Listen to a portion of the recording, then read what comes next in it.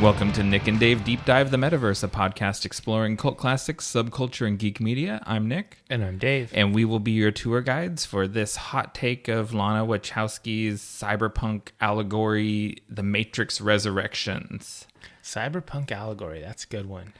So this is really a great example of what they point out in the movie about how things continuously getting brought back and trotted out and whatnot. So I tend to normally really look down on this kind of movie. But I'm kind of a Keanu Reeves stan. Oh yeah. So I was up for it.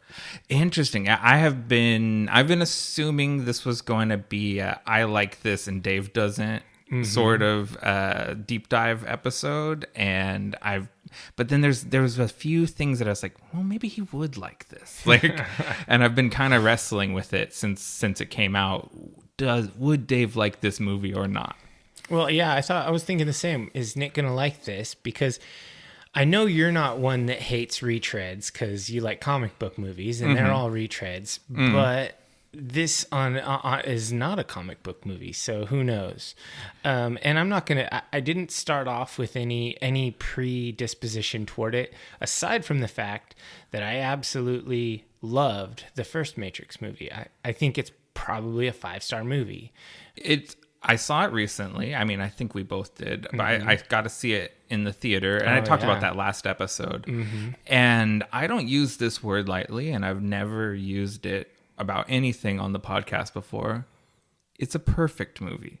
Yeah, I actually had that right in my notes. I said this movie is probably a perfect sci-fi movie. Yeah, and I think that's kind of it's sort of how perfect the first Matrix has harmed the reception to each consecutive film. Yeah, because they're all really good in my opinion. But when you compare really good to perfect, really good is lacking. Yeah, it's like if the first course of the meal is perfect and everything else is just really good, then it just seems less than. Yeah, you're like, I just want to go back to those good rolls that they served me at the beginning. Yeah, I mean, I was really into that. So I don't know how much of a retread we want to do on the summary of the first 3 movies, but maybe we do that after the break. Okay. This was a Lana Wachowski solo flick. Yeah. No help from Lily. And the budget was $190 million. Ooh. It's a big one. We don't have a full box office total yet. It's not going to make that. Yeah, I don't think it's gonna. It's getting kind of panned. It was really interesting, especially because I'd seen, the Spider-Man the weekend before, which was the first movie to crack $1 billion since the pandemic, and was an event in a similar way that Avengers Endgame was an event. Okay. Like it's a movie where people are cheering and clapping and stuff. And then, The Matrix Resurrection ends and the theater is like, like there's it has about it. Yeah, it has the same reaction when I saw Blade Runner 2049, the theater reacted like that, where people are like, what do I think about this? I really liked that movie. Yeah.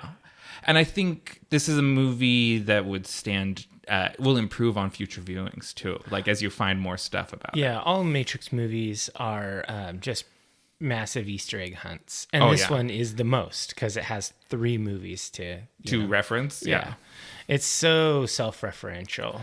Ridiculous. I found myself doing the Leonardo DiCaprio leaning forward and pointing at the screen meme. Yeah. It's like that kind of towards the beginning of the film when Smith says our beloved parent company Warner Brothers wants to make a sequel to the Matrix trilogy. I was like, oh shit, we're just going to talk about it straight up. Well, but the thing is, and I was going to talk about this when we got to that point in the movie. Yeah, we could do that. This wasn't a Warner Brothers, we're going to do this with you or without you.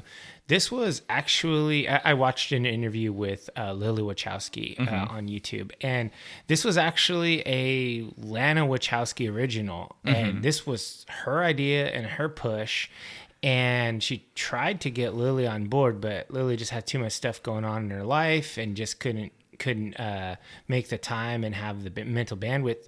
And so this was not a studio push. Well, sort of. This particular movie is Lana's baby. The fact that they were going to make sequels to The Matrix, whether the Wachowskis were involved or not, was a actual fact. Warner Brothers is like, we're going to do this. Do you want in? I didn't hear anything about that. That wasn't the narrative from Lily. But maybe that was just sort of a little bit of let's not talk bad upon our gravy train money dad. Yeah, the prevailing theory, or like the pitch that had been knocking around before this one, was a trilogy of films based on young Morpheus, played by Michael B. Jordan, and that's what Warner Brothers was wanting to do. They could still do that. I hope they don't. I mean, but it's Warner Brothers. Yeah, so they very well might, and it very well may make way more money than this movie did. But yeah, I think prequels are just sort of the end of creativity. I think prequels are bad, but they're not always that bad. That's true. I'm gonna watch House of the Dragon or whatever it is. So. Oh sure, and that I think is far enough forward in prequel-ness, I guess, timeline wise. It's it'll stand alone. Yeah, and that's okay. All right, so what have you been up to?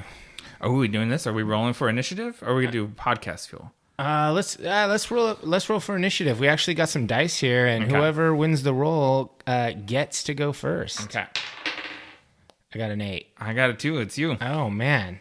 All right. So what I've been up to, and I'll just keep this brief for the divers, but I went to Texas for the holidays and I had a hell of a time getting home. Oh yes, you did. Quite an adventure. I had a flight booked and they canceled it. They blamed it on the weather, but it wasn't the weather because literally every other airline was flying in and out. But what it really was staffing issues due to the new Omicron virus. They couldn't get flight crews. So our plane literally sat there and didn't fly anywhere. They just had no one to fly it. And so everybody on all Alaska Airlines flights had to rebook, and so everything started filling up really fast, and so we ended up having to wait 2 extra days to get another flight. And then when we got the flight, it took us to Denver, and then our second plane was supposed to take us from Denver to Portland, and they couldn't get a flight crew for it. More Omicron. And so I ended up posing the idea to Carrie that we rent a car and we drive home. And the other option was the airline was going to put us up in a hotel or try to put us up in a hotel, and we'd have to wait for almost a week to rebook. Ooh, okay. And so it was drive or wait a week. And so in Denver where we know nobody. And so we rented a car, and I reprised my late teens, early 20s, and I drove through the night. I started driving at 11 o'clock at night, had Carrie go to sleep so that she could take over when I was ready. And I drove until the sun was up. And so all night long, listening to podcasts. Shout out to my favorite podcasts, Grip Locked, Bogey Bros Banter, Smashbox TV, and Flight Diaries. Wow, I have not heard of any of those podcasts. That's literally amazing. All of them are disc golf podcasts. Okay. And so I listened to a lot of that. I downloaded them all on the airport Wi-Fi before we left. And so and then I ended up driving. My total driving stint, stopping only for gas, was 15 hours. Yeah. Through the night. And when was it? About a 24-hour slog altogether? It's supposed to be 18 and a half, Okay. but there was winter blizzardy through everything except for beautiful Idaho. It was just beautiful. Just clear in Idaho? Yeah, okay. but I drove through Colorado and Wyoming through blizzarding conditions and overnight in the middle of the night. And then it was clearing nice in Idaho. And then when we got to 84, which was closed and then reopened, it was, even though they reopened it, they didn't reopen it because the road was good. They reopened it because the whiteout had lifted. You could see where you were going to crash. And crashes there were. Yeah. It was harrowing through Oregon. And so I pulled that one because I'm from a colder climate. Carrie's from hot places. She's not used to snow. So anyway, it was really rough. That's why we're recording this on the release date. Yeah. Because of my journey, I was gone for many days longer than I should have been. So that's what I've been up to. And as far as my initiative, what I want to call out for new stuff, I'll touch on stuff that you didn't prime me for. I told Nick when we got home, Divers, that I was not ready to podcast. And so he made a little playlist of some movie trailers and stuff that we could talk about. And I also, and I watched those, but I also pulled up a few other little things. Okay. Letterkenny season 10 is out. There's only six episodes. I watched them yesterday while I was recovering. It was pretty good. It's callbacks after callbacks after callbacks. So if you have not watched it from earlier, don't start with season 10. I enjoyed it, though. I had a great time. I love the D-Gens and their whole arc and all that stuff. They're still funny. God, I wonder how many seasons behind I am now. I need to look at that. It's fun, and they're fast. It's cell phoneable. You hear a funny joke, you look up. Okay. Book of Boba Fett is out. I haven't had a chance to watch it because of my adventures. We did finish Wheel of Time season 1 while we were in Texas. It was dope. I highly recommend it to everyone. The 7th and 8th episodes were really good. 7th was the best. 8 was really cool. They changed some things in order to make it more TVable, and also to deal with the fact that the actor who played Matt quit the show like after filming episode 6. Oh, really? So, yeah, that's why it got jacked. But I think they did a good job, and I'm excited for season 2.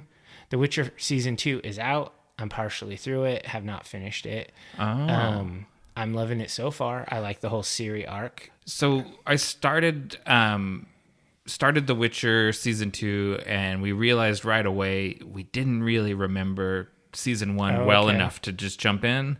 So we binged through season 1. Awesome. And it's great. I still love that. Yeah. And then I've only watched the first episode of the new season, the sort of Beauty and the Beast thing with Tormund Giantsbane. Yeah, I read that. I've read several of these Witcher books, and I remember that one. That was a really fun one. And then the last one is, of course, it's his role for initiative. I gotta say what's up in D&D land. It's the new year. There's new stuff. They've teased out to us that there's going to be 2 classic settings revived in 2022. Okay. Meaning old school. They haven't told us what they're going to be. There's tons of speculation. I think Spelljammer is almost a given because they did submit playtest rules for several of the races that were unique to Spelljammer. Planar stuff. So Spelljammer, is that kind of the sci-fi-ish one? Yeah, it's like spaceships with magic and plane jumping and world hopping.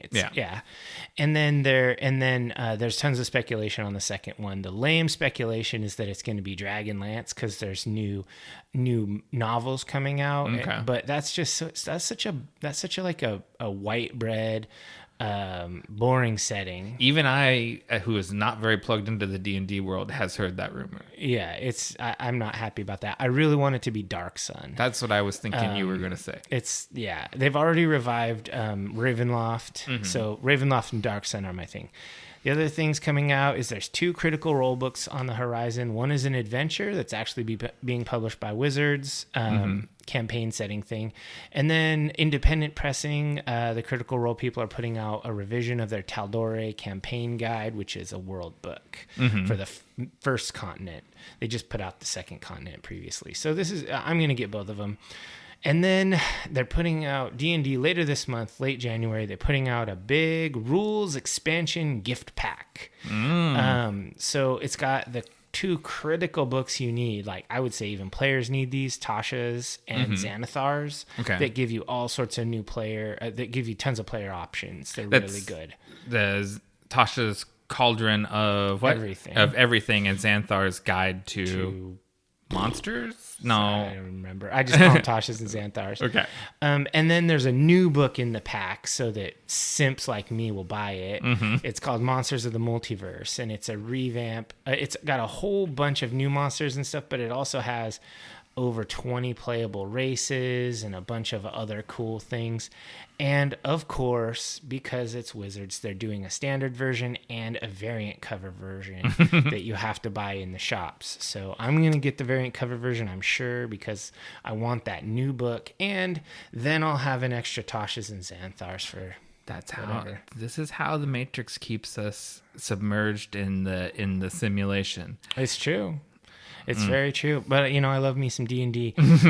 All right, so what about you? Okay, so first up, as you alluded to, I made you a playlist of 4 trailers that I thought seemed cool and interesting or I wanted to talk about. Yeah. And I curated them towards, I think you would have kind of takes on them. And okay. And I curated the list because I wanted you to watch them in a certain order. I did watch them in order. Okay, so cool. So first up, from director Robert Eggers, who directed The Witch or the Vitch with 2 V's, and The Lighthouse, which I loved, is The Northman, starring Alexander Skarsgård, Nicole Kidman, Anna Taylor-Joy, Ethan Hawke, and Bjork, and Willem Dafoe. And this looks like star-studded. It looks like highbrow Conan. Like it's very, there's certain things, like certain scenes in it that really evoke John Milius's Conan the Barbarian. But instead of in a fantasy setting, it's in a realistic Dark Ages setting. It's a Viking revenge story, and this just looks awesome to me. Yeah, it does look really cool. I thought that there was, they alluded to some stuff. Maybe they're going a little fantasy when the Gita seems to do magic, but it's not clear whether that was just ritual stuff or if there was actually something going on there. Right. I really liked a couple of the historical references that they use near the end of it. There's a Godi who's wearing a horned helm that is from an archaeological find from Vendel, Sweden. Yeah.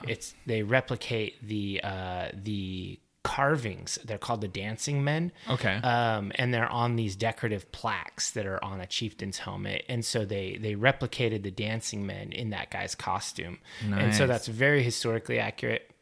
There were some scenes in there where it looked like they got the textiles right on the clothes, but then they put the wrong trim on it. They used like late period trim. It's definitely not from that time frame. Well, it's set in Iceland, right? Instead of so does that make it inherently later period being out there in Iceland? Like that stuff's all settled later in the Viking period, like towards the end of it. Sure, right? But I'm talking like some of the trims and even some of the jewelry that they use aren't until like the 12 and 1300s. Okay. And so my sort of, I guess my take on this is that it looks dope. Yeah.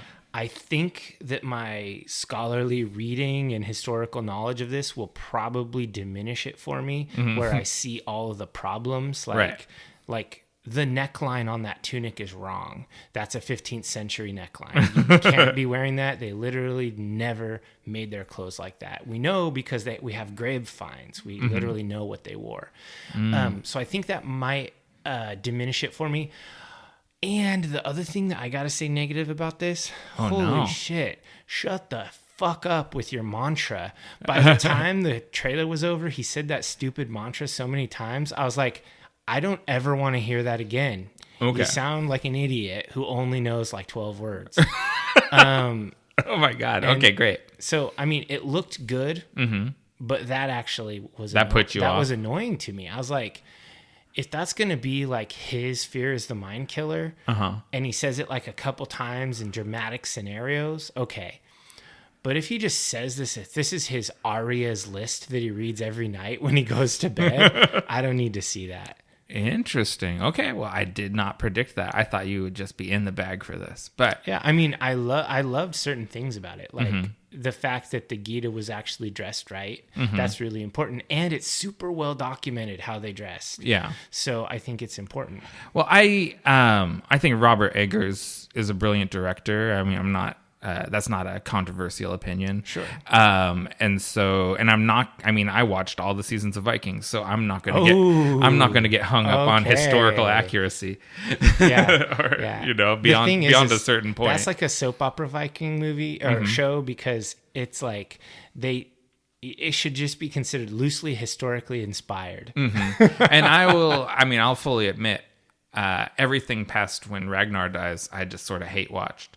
It was really like, I just need to finish this. What is it? I haven't watched it. Does it follow Bjorn or Bjorn, but mostly Ivar, because he's the most of the sons of Ragnar. He's the most documented, and he's based on Ivar the Boneless, correct? Right? Yeah. And then Bjorn Ironsides, both famous Vikings, like actual dudes. Same with Ragnar Lothbrok. He's a real guy. Yeah. So I always tell people if they're asking about that show, and I was like, just when Ragnar dies, stop. Just stop. Oh, it's kind of like when it's kind of like watching Sons of Anarchy when once Jax becomes president, stop. Yeah, stop. He won, and because it happens at the end of a season, so just stop watching. Yeah, you don't get the full Hamlet arc. Like, he's not, because he has to fall eventually. Yeah.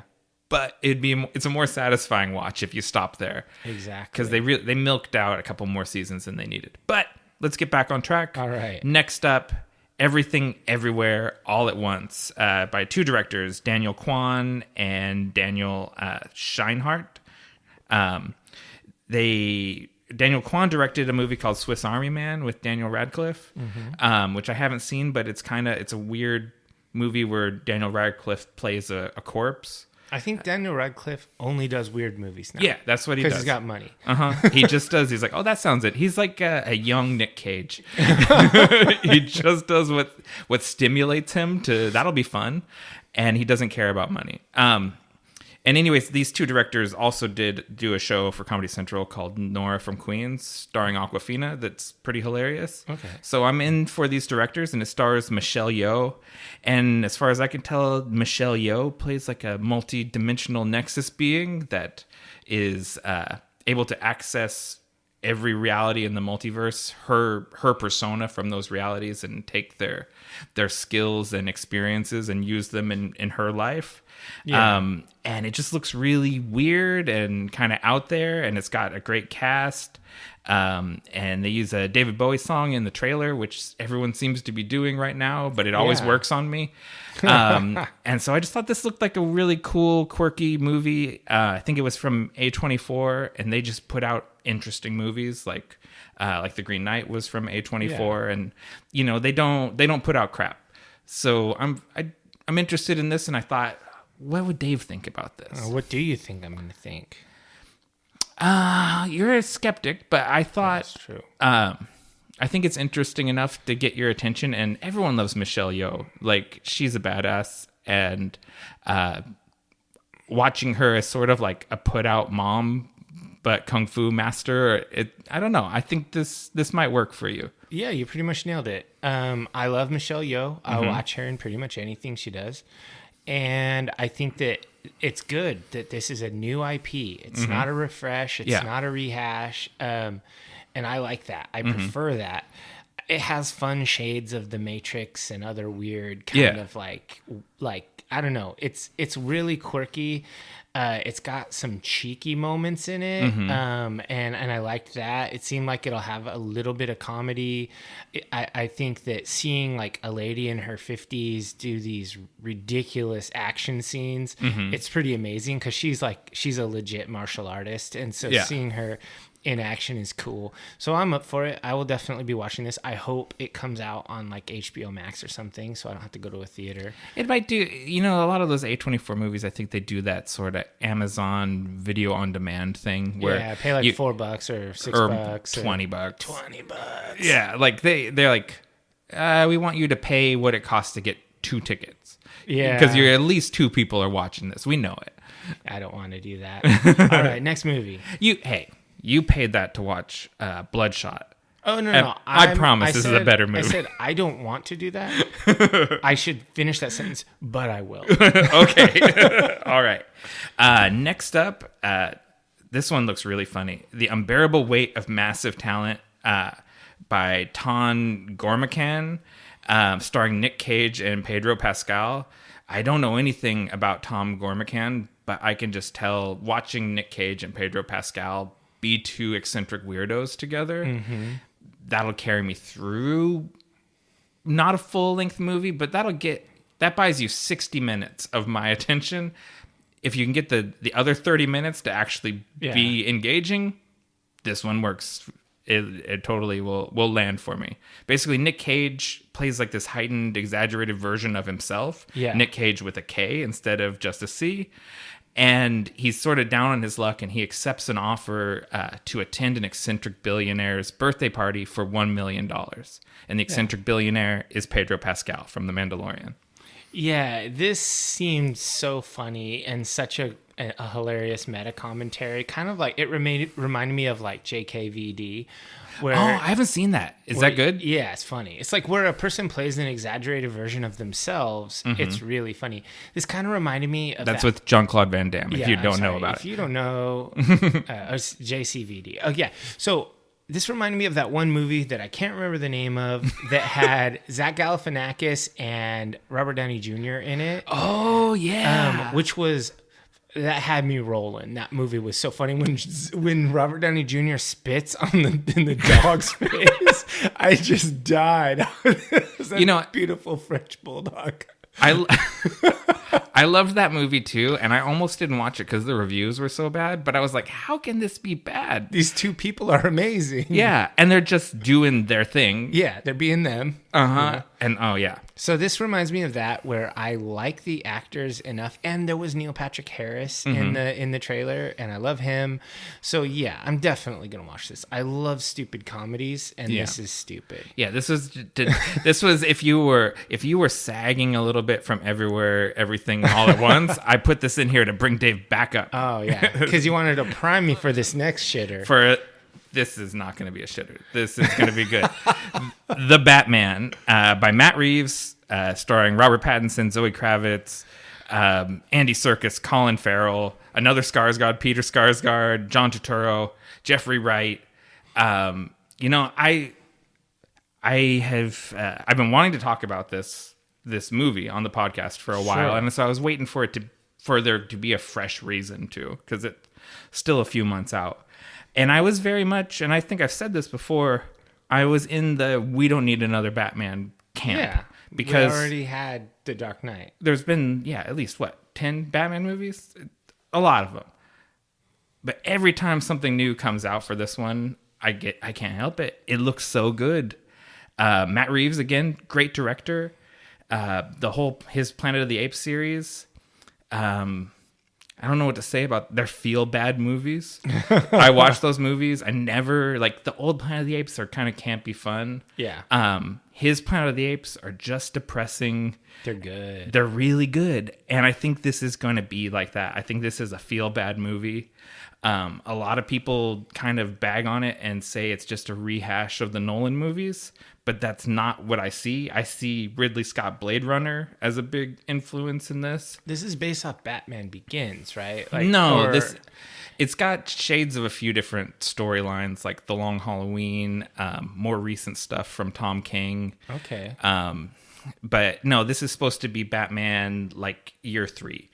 He's been doing it for a while, but it's not uber experienced God among men Bruce Wayne. Sure. It's still kind of depressed fuck up Bruce Wayne. I like how lo-fi it feels. Like the new Batmobile just looks like an like a Mad Maxified badass regular car, as opposed to a weird military vehicle. Yeah, I've read a few threads about whether or not it's a Charger or a Challenger or maybe a Camaro. I don't think it's any one of those cars, but it's very 70s Mopar muscle car. Yeah, it's definitely got that big Mopar square body look. And I love that. When I saw that, so my first initial reaction, I was like, oh, Twilight Batman. I remember this was going to be a thing. You're not an RPAT hater, though. No, I know you're not. I actually think he's pretty good. He just had a bad role that he played like to the letter, you know? So I don't hate him. And I started off this trailer thinking another rehash, great. Yeah. But then as it went, it actually won me over. Like, I think that the new lo-fi vibe is really cool. I think that the new Batmobile is sick. I liked the actress that played Catwoman. I think she was suitably gritty. She wasn't like just a one-dimensional boring version of the character. Zoe Kravitz. Okay. And I liked the look, like the vibe of the movie looked really cool. And I thought they took maybe one of the lamest villains ever to grace Batman and made him creepy as fuck, the Riddler. That's true, yeah. So, I mean, like... It's like Saw Riddler. Yeah, he's not Jim Carrey's dipshit in a neon green jumpsuit. Right. It's really creepy and it's very dark. And so I liked that. I liked how when they showed there was some fighting near the end of the trailer. It was really straightforward, just like ass beating. It wasn't like, it didn't look like stage combat. It just looked like some straightforward, just ground and pound, like how you would actually dispatch a dude. Yeah, I think in my mind, and I see a lot of things that, even though aesthetically, I've said this before, I think Affleck's Batman is aesthetically the comic book Batman. He's the Frank Miller Batman. My kind of platonic ideal of Batman is a guy who fights to cripple. You know what I mean? Because you're going more or less unarmed and fighting people with guns, and it's just about stop this guy from non-lethally stop him from harming you, and that means you break limbs, hands, legs. Yeah. And Batman should be suitably brutal, and this is very much like that. He looks like a horror movie character more than a superhero. So is this going to be a trilogy or something, or everything is, right? Sure, yeah. I think it's a one and then we see where it goes situation. The way it always goes. Yeah. Like one with the option to continue. That's how Warner Brothers seems to have we'll give you an absurd amount of money to make one movie, and if it's successful, we'll do two more. Yeah. They did that with Dune, it's just how they operate. That's how they did The Matrix, etc. All right. So I guess that's the last trailer. I think you actually did good on these. All four of them are movies I will see. So that's pretty cool. Perfect. Perfect score. Yeah, I love it. You're 4 for 4. All right. So what are we drinking? Oh, hold on. I have two obituaries. T. Mark Taylor, toy designer, passed away at age 80. He's one of the primary creators of the Masters of the Universe. Oh, man.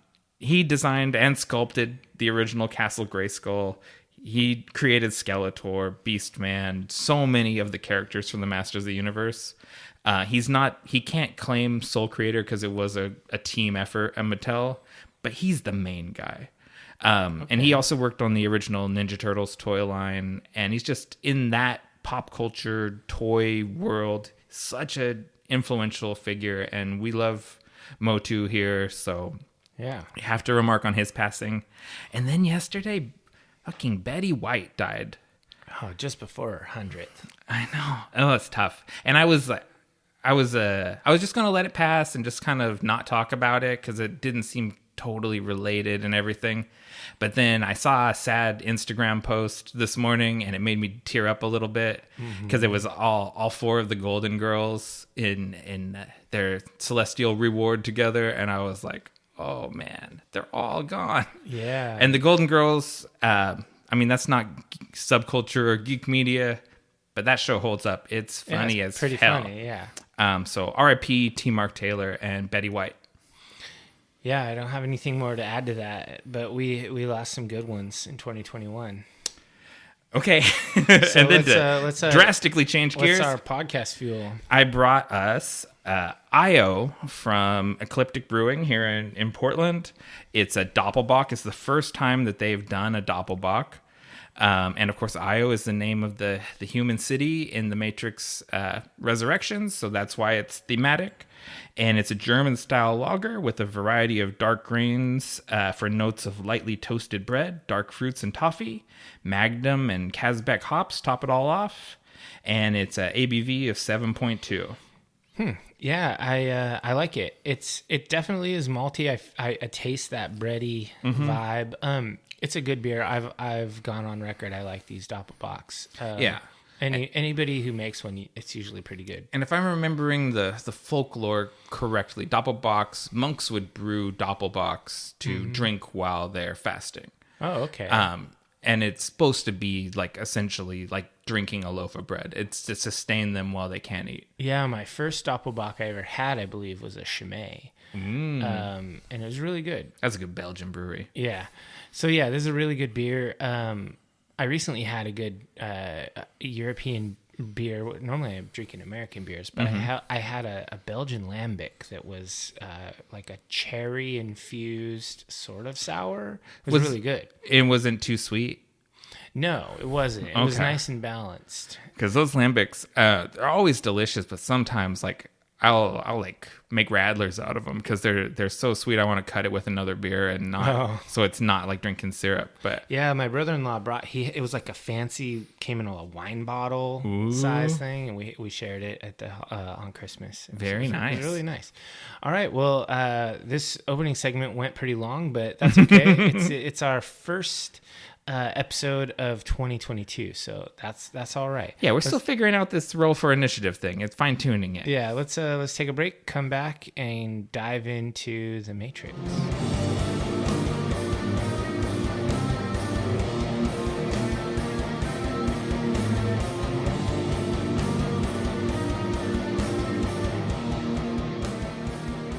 All right. Welcome back, divers. Shall we dive into The Matrix Resurrections, 2021, Lana Wachowski?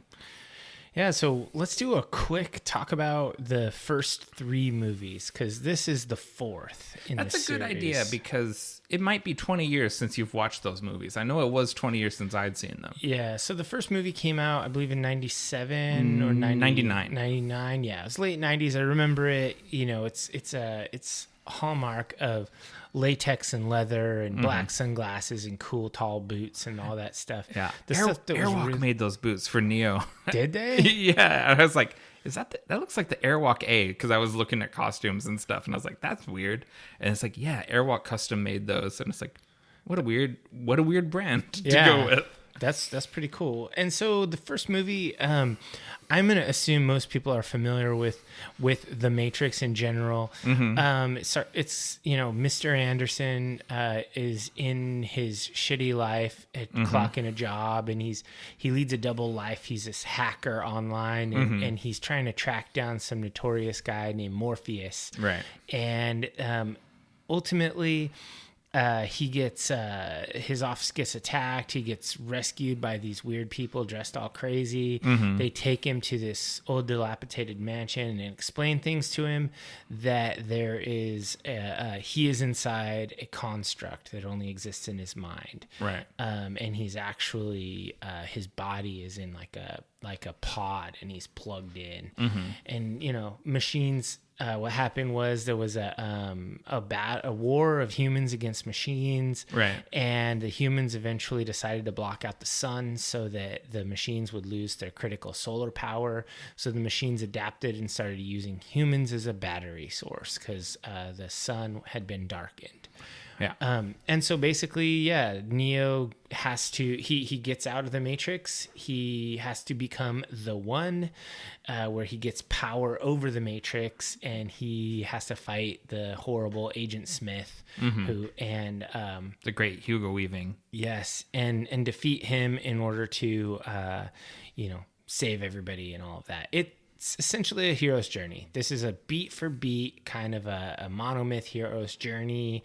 He becomes all the way up to the end where he sacrifices himself to save everybody. Yeah, but that's 2 movies later. But sure. Yeah, it is. And that's part of what makes the first Matrix film so great. And I think why people everyone kind of loves it on first blush because it is such a, on the surface at least, such a classic hero's journey. But the reason why it's become a long-term classic is there's way more layers to that onion, because it's there's philosophically a lot of stuff. It's this whole Plato and Baudrillard. Yeah, it's the allegory of the cave and all of that. The allegory of the cave is one of the main things, and that's actually Jean Baudrillard, who wrote Simulacra and Simulation, which is another big influence. That's kind of something he didn't actually like The Matrix, and thought that they were using his language to describe the classical allegory instead of what he was talking about. Which is, he said The Matrix is the sort of film about the Matrix that the Matrix would produce. And I was like, oh man, that's harsh, but true, but harsh. Sure. Yeah. And so then they decided they needed to make more money. And so they made Matrix Reloaded. Crucially, the Wachowskis pitched it as a trilogy from the start. They wanted to do a trilogy, but Warner Brothers, as we just mentioned a little bit ago, they don't greenlight trilogies. They give you one, and then we'll see. It's also worth mentioning that there are credible things out there that this IP was pitched to the Wachowskis, and they edited it and altered it and made it their own. Is that the Grant Morrison? It's based on The Invisibles. It's not based on. That's not the one I'm referencing. There was somebody who tried to sell them a screenplay several years before that they basically changed it and improved the idea. They took somebody's good raw idea and improved it, and a settlement was paid, and it's not talked about. Interesting. That sounds familiar now that you say that. I don't. Yeah. I'm not taking away from the Wachowskis. I'm just saying that nothing in this movie is original. It's all a reinterpretation of ancient stories, and somebody else had thought of that first. Multiple people have thought of that first. Yeah, and they kind of codified it into this slick, stylish internet version. Sure. And so Matrix Reloaded, they go to Zion, which is a underground hippie colony, free people. The Agent Smith learns to clone himself. Agent Smith is a free elf. He no longer has to work for the boss. This one's cool because Neo wants to get to basically the center of it all. The source, so he can defeat it all. He learns that he has to find the Keymaker in order to get there. The Keymaker is being held by the Merovingian, who is this kind of classical styled French aristocrat guy who's actually an exile program. There's like this whole underworld, kind of a Mos Eisley in the Matrix of exiled and renegade programs and stuff. Yeah, and I think this is stuff I bumped up against in the original viewing that now, as AIs have become so much more sophisticated, and I've played some in-depth video games where I feel like I formed real relationships with characters and animals in them, I totally understand how a sufficiently complex artificial intelligence could become self-aware. Yeah, and it's really cool because the Merovingian is rad. His thugs are super cool. The action twins. Fights are just really cool. He ends up winning, frees the Keymaster, goes to meet the Architect. The Architect is like this old guy with a beard. Looks like Colonel Sanders. Yeah, and he explains to Neo that the One is an anomaly that occurs on the regular. Like basically every time. Every couple of generations, there's another The One. There's been 6 of them. And they just reset everything after The One. And he basically tells Neo, like, okay, well, you won. That means you get to reseed Zion again. And we're just going to we're just going to reset it and kill everybody and whatnot. Neo basically says, no, thank you. He leaves. He goes and he saves Trinity. Who's fighting in the Matrix, etc. And then when Zion is about to be destroyed, because, that's the way things go. Neo actually manifests his control that he has within the Matrix. He manifests it in the real world and shuts down the machines. And that's how it ends, like on a cliffhanger. Yeah. Because they knew they were making another one. And they shot those two Reloaded and Revolutions simultaneously. They shot those two movies as one and then split it. And then cut it up. Yeah. So crucially, I think Diver Sam has a Matrix theory that Neo never leaves the simulation. Oh. This whole thing, the real world, the ostensible real world, is another layer of simulation, and that's why his powers still work within it.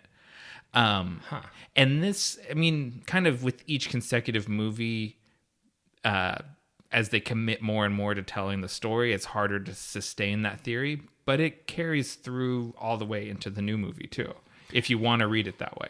That's an interesting take. And so he's like Dumbo. He has to have his magic feather, which is being in the shiny, glossy Matrix, not the gritty, shitty Matrix, which he thinks is reality. Right. It's all his, it's like a solipsis. I messed that word up, but it's all an internal experience that he's having. Sure. So he's just navel gazing. So the third movie is called Matrix Revolutions.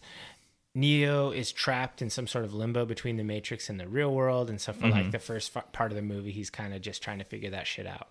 And in the train station. Yeah. Trinity gets the Merovingian to help get Neo free.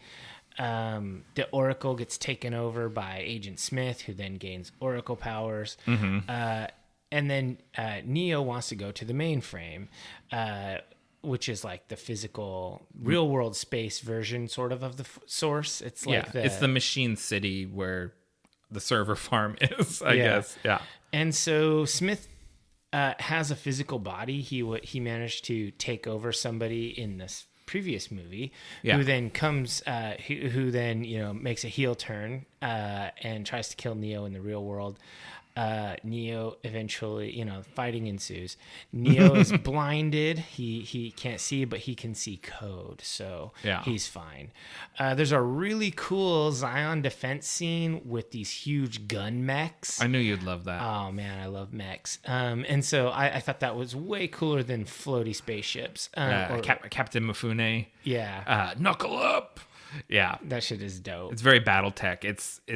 They're not like slick looking mechs. They're very practical, like blocky and industrial communist mechs. Yeah, I like that a lot. And so then Morpheus and Niobe use an EMP to save Zion and stop the machines. Should have started with that. Blind Neo and Trinity go to the mainframe. Trinity dies. And Neo agrees to defeat Smith to save both worlds. And then it's Neo versus Smith in a Super Matrix fight. Yeah, because Smith is completely taken over the Matrix. Yeah. And so Neo makes a deal with the mainframe, basically, to kill Smith. And so he comes back. So he's losing the fights, but he comes back like a total pro wrestler where he's losing. He pulls his Hulkamaniac where he puts his hand to his ear. Yeah, puts his hand to the ear, listens to the crowd. It gives him power. He starts stomping his foot. Yeah. And he fights back. He wins by sacrificing himself full of Jesus in order to save humanity. What's with filmmakers love Jesus? Even non-Christian filmmakers love Jesus. It resonates. It's a story that resonates. So, yeah, that's the end of Revolutions, where Trinity is dead, Neo is dead, and it's over. Except for this. Except for this. Yeah. That's pretty concise description of those three movies. There's also, if you want to go deeper, there's the Animatrix that has some kind of crucial... And there was a video game. Interstitial. Yeah, I never played that game. They should do a remaster. I'll play it then. But yeah, there's some interstitial stuff that you can get that is canonical content if you want to go get it. And it's worth it. If you're an Uber fan, it's worth it to dig into that stuff. So when this movie opens, it basically opens with a bunch of cops busting in on someone who looks like Trinity. Yeah, and it is, except for just a few crucial things, a shot-for-shot remake of the first film. Like, Yeah. it looks very much...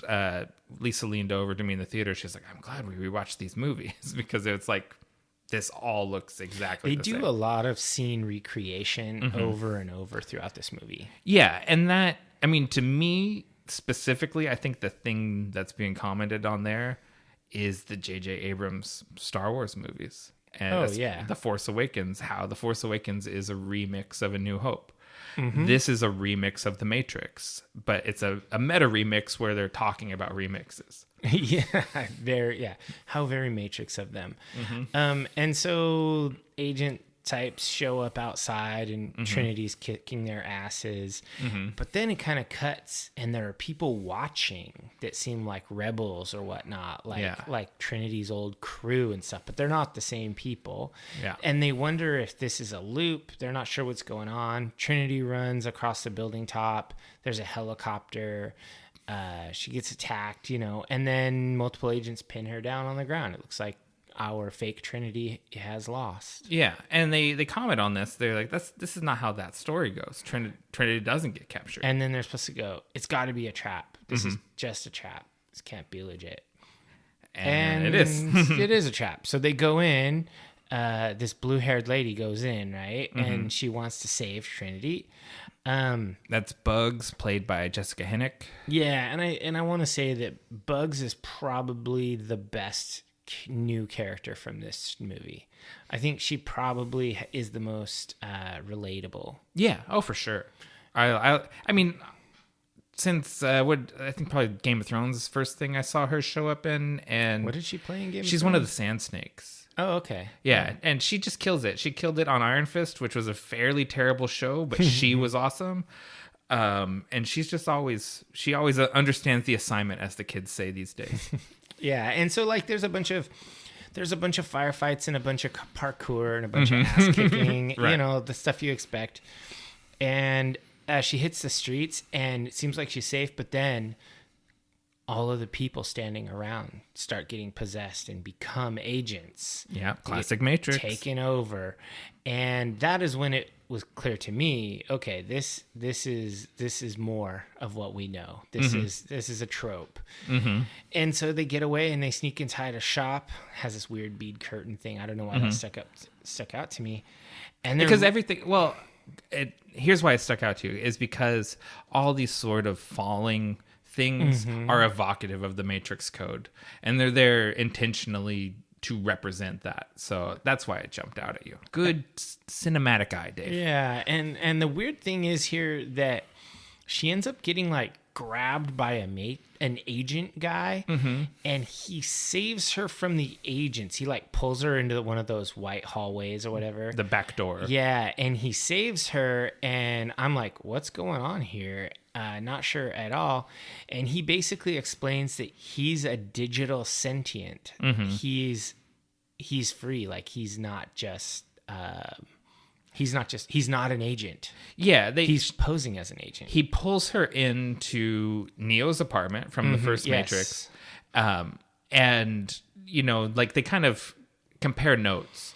Like, why are you like this? And what are you? Like, they trying to figure each other out. And he says his name is Morpheus. Yeah, but it doesn't look like Morpheus. Yeah, it's not Lawrence Fishburne. It's Yahya Abdul Muhammad II, who...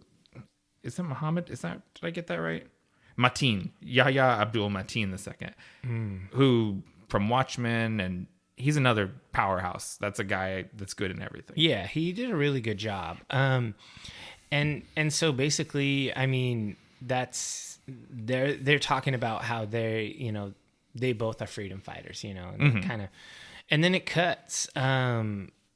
She gives him the red pill, blue pill to pull him out, because apparently we can pull programs out of the Matrix now too, not just people. Yeah, because Morpheus is trying to find Neo. Like he's trying to find Neo. They both think Neo is still alive, and and crucially, she's also trying to find Neo. That's why she was here.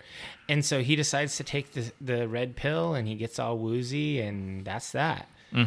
And so, I mean, there's a lot of little nuanced things going on in this. I don't know how deep you want to jump into it. I'll be honest. I did the same thing that I did for Warcraft, and I took crazy notes. Oh no! I have detailed about the hut, about the orc hut. Yeah, and I think I'm always analyzing myself. Mm-hmm. It's because this movie's getting shit on, and I like it.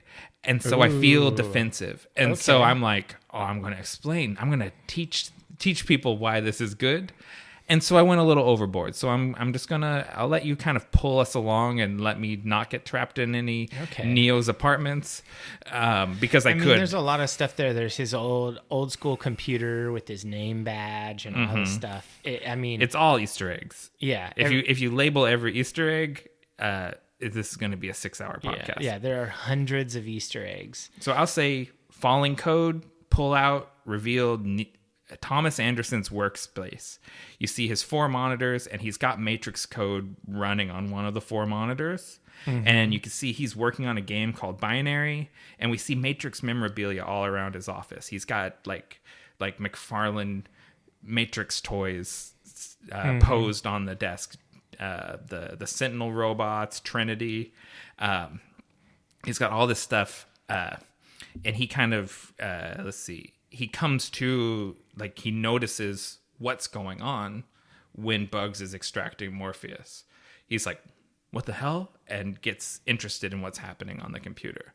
Yeah, and so there's like this bullet time. There's a wall running machine pistol fight extraction thing, right? With Bugs, or did you jump all the way we went past that to Keanu? Yeah. Okay, yeah. So basically, you see Keanu Reeves in his game designer office, right? And basically, the way he's just zoning out. He's he seems like a burnout just looking at him. Oh yeah, he's definitely zombieing through work. He's got his official work going on, and then he's got his other monitors with his side projects going on. And I thought the big takeaway from this for me was once he starts looking at the matrix code, you actually see him go into the modal. Mm-hmm. Like, he doesn't just like read the code on the screen. He actually manifests inside the computer program, inside the modal he had running. Yeah. And as soon as he does that, boom, 2 guys come in the office. What's wrong? What's going on? Like, people are very aware of everything he does. And they're like lame tech bros, like people you would not want to be near, like, at all. And I was just like, oh, I hate these guys. They suck. Yeah, the Asian dude is unnamed, but the real, like, the sort of handler that kind of leads Thomas Anderson around is Jude, which shouts to Ryan Airy at Screen Crush, who calls out that's an allusion to Judas from the Bible. Slipped right past me. But yeah, he's the friend that's going to betray you. Yeah, he's like a dollar store Jonah Hill. Exactly. That's exactly what I thought. I was like, man, they got like Jonah Hill's stunt double. He's so obnoxious. He's the worst. Yeah. So basically they go to a coffee shop, and Jude is just, he's fanboying. Mm-hmm. It's like, don't you work with this guy? Like, he's fanboying in that really obnoxious way where it's like, I really like you, but there's nothing likable about me. And it's really tough. You can see Thomas Anderson doesn't like hanging around with Jude, but he's almost like chained. Like, Jude is like an albatross he has to drag around. And Thomas is really distracted because he's waiting for his crush to walk in, Tiffany. Yeah. And so Tiffany walks in, and it's Trinity. Yeah. And she's got 2 kids, 2 teenage kids. And Jude sees him looking at her, and he's like, "Oh, I'll go talk to her for you." And he's like, "No, don't do that. Do not do that." Yeah. But he does it anyway. And he gets offended too, because Jude calls her a total MILF, and he's like, "Maybe you should leave." And he's just like, he's not having it. This is like, I mean, this is why he goes to this coffee shop, is to glimpse this woman, and this guy is going to ruin this. And he does ruin it. Yeah, he like tries to hook him up, and Neo, like, Thomas walks up and he's like trying to diffuse it or whatnot. Very awkward. And the teenage kid is being a dick. Are you trying to bone my mom or what? Yeah, Oh, that rang very true. I hate kids like that. And then her husband Chad comes in. So on the nose, Chad, the handsome Chad. Yeah, in this family, they are so fucking basic. I do not like them. Just instantly. Like, I don't like the kids. I don't like the husband. And I don't like Tiffany. Even though I know it's Trinity, I don't like this fake Trinity. Like, I'm just like, oh my God, they gave you the worst life ever. They made you a basic Starbucks bitch. Basically. They ruined you from being this awesome freedom fighter and made you lame. But there's these glimpses of it, right? Like, she's this motorcycle chick. She's got her moto jacket and everything. And we find out later she has a garage where she works on bikes. And there's sort of like Neo's life. And we're kind of getting ahead here, but sure, there is enough Trinity and Tiffany to keep Trinity sustained but unfulfilled. And ditto with Neo and Thomas. She's saddled with her terrible family and her terrible life, but she at least has her motorcycles to keep herself sane. Yeah, and there's an obvious, not just because we know it, but you see it through their performances. There's an obvious connection between the two of them. Like, when they shake hands, it's very, and she says, "Have we met each other before?" Like, there is just this like very strong chemistry that Keanu and Carrie-Anne Moss have with each other, and it just comes through anytime they're together. The electricity comes through. Yeah, it's really good acting. And I wasn't sure, I wasn't gonna say this, but I've met people like this in real life where they have these anchors attached to them. It's like there's like a coolness and a moment, like moments in their life where they take joy and they're their true self. Right. But the majority of the time, they're playing a role and they just can't get out of it. It kind of sucks. And so it's like you never actually see them come alive until they're doing their thing. Right. Well, do you not feel that way in your life versus like your work life? You don't feel that way? No. I mean, I don't. My job's not my passion, but it's definitely not like burying me. Okay, interesting. It's fine. My job buries me for sure. I definitely am trapped on a treadmill.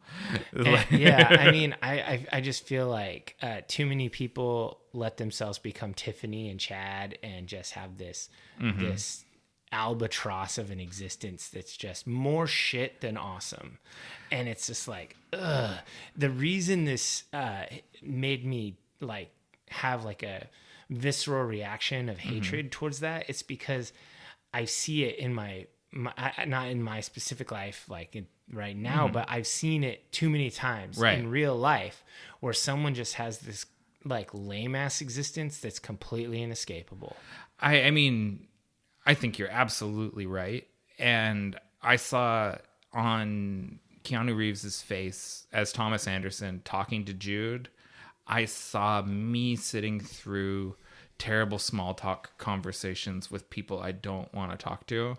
Like, I saw that, like, I have worlds inside my mind, and this mundane conversation that you are trapping me in is sucking the life out of me.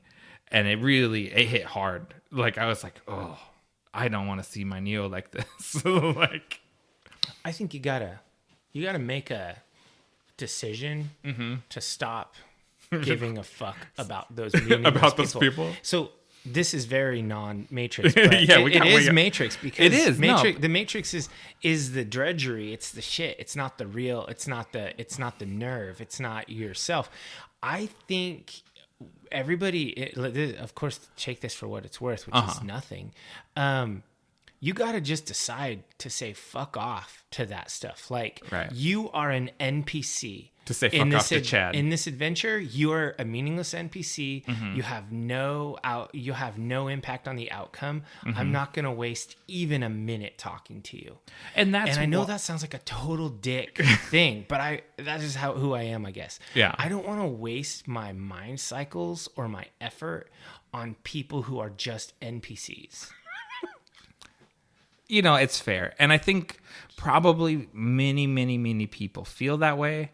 And that's why, not to skip way ahead, but when Tiffany / Trinity Scorpion kicks Handsome Chad in the face, oh, it feels good. It does feel good. You're just like... Because everyone wants to kick Chad in the face. Yeah, like every time you meet a Chad, you're just like, oh my God, stop sucking the life out of me, Chad. Exactly. So yeah, I think this was a moment in the movie where Jude was your terrible coworker. Thomas's horrible reality that you have to deal with, and Chad plus Chadlings were Tiffany's horrible boat anchors. Rough. Yeah, I'm not condemning families and saying families are anchors, but I'm saying everyone has an anchor. It could be a Jude. Yeah. It could be a Chad. Yeah. And we're both married. I mean, I'm going to speak for you. I know your anchor is not your wife. Yeah, that's true. The wife is anything is the life preserver for after you've fallen out of your boat. Yeah, for sure. And so I think that this is why this movie actually, and not just this movie, but The Matrix in general, the fakeness and the lameness of the shiny world is less appealing than the realness of the actual world. For sure. And if you get into, I'm not going to talk French philosophy a ton, but if you get into simulacra and simulation and what Baudrillard was talking about, it's not a literal simulation like you're jacked into a computer. That's an allegory. Sure. The simulation is this sort of hyper real world that we experience because of the way we're just bombarded with shit. Yeah. And that's what The Matrix is an allegory for. Yeah, it's the fake life you live. Mm-hmm. All right, so anyways. So we're moving on. He gets back to his office. The scene ends awkwardly, and everyone's like, ugh, it's very cringe. And so then another bro busts in on Thomas's office. Yeah, because he's going to investigate the modal, and he finds the modal's been purged. Yes, and that's no good. And a dude busts in on his office. Turns out it's his business partner, and it is a lame ass tech bro who is ostensibly his partner, but acts like it's his boss. Yeah, he gets called to the boss's office, and the boss is standing there quoting Agent Smith from the original Matrix. And he's got that Hugo Weaving cadence to his speech, and there is a bust of Hugo Weaving's Agent Smith when Neo punches him in the face. There's a bronze bust of the punched face there. Yeah. And so we just immediately were tying this guy who doesn't get named until later with Agent Smith right off the bat. Obviously, Thomas Anderson ties him to Agent Smith. Yeah, and basically this guy says, well, Warner Brothers is going to make more Matrix, whether we like it or not, so we better make a new game. And he's like, what? I thought they couldn't do that. Yeah, there's a lot of perplexed and befuddled Keanu in this movie. Yeah. And that's something this movie has that the other Matrixes really don't, is there's a lot of humor. It's a funny movie, and the first three Matrixes are very serious. Yeah. And there's some weird stuff going on. Like, you see the tech bro's mouth, like, weirds out. It's like, yeah, it like garbles up. It seals shut the way Neo's mouth sealed shut in the first Matrix. When he talked to Mr. Anderson the first time in that interrogation room. Exactly. There's all these things connecting this scene with the first meeting of Agent Smith and Thomas Anderson. Yeah. And they just have this very meta conversation with each other. And there's something that's a reoccurring motif in the first half of the movie is drinking coffee. And doing things. Maybe I've been kind of butting up against why Smith smokes cigarettes. But all these things are things that people do to wake up. And Neo and Smith are, I guess I'm already doing the reveal that this actually is Agent Smith, just reskinned.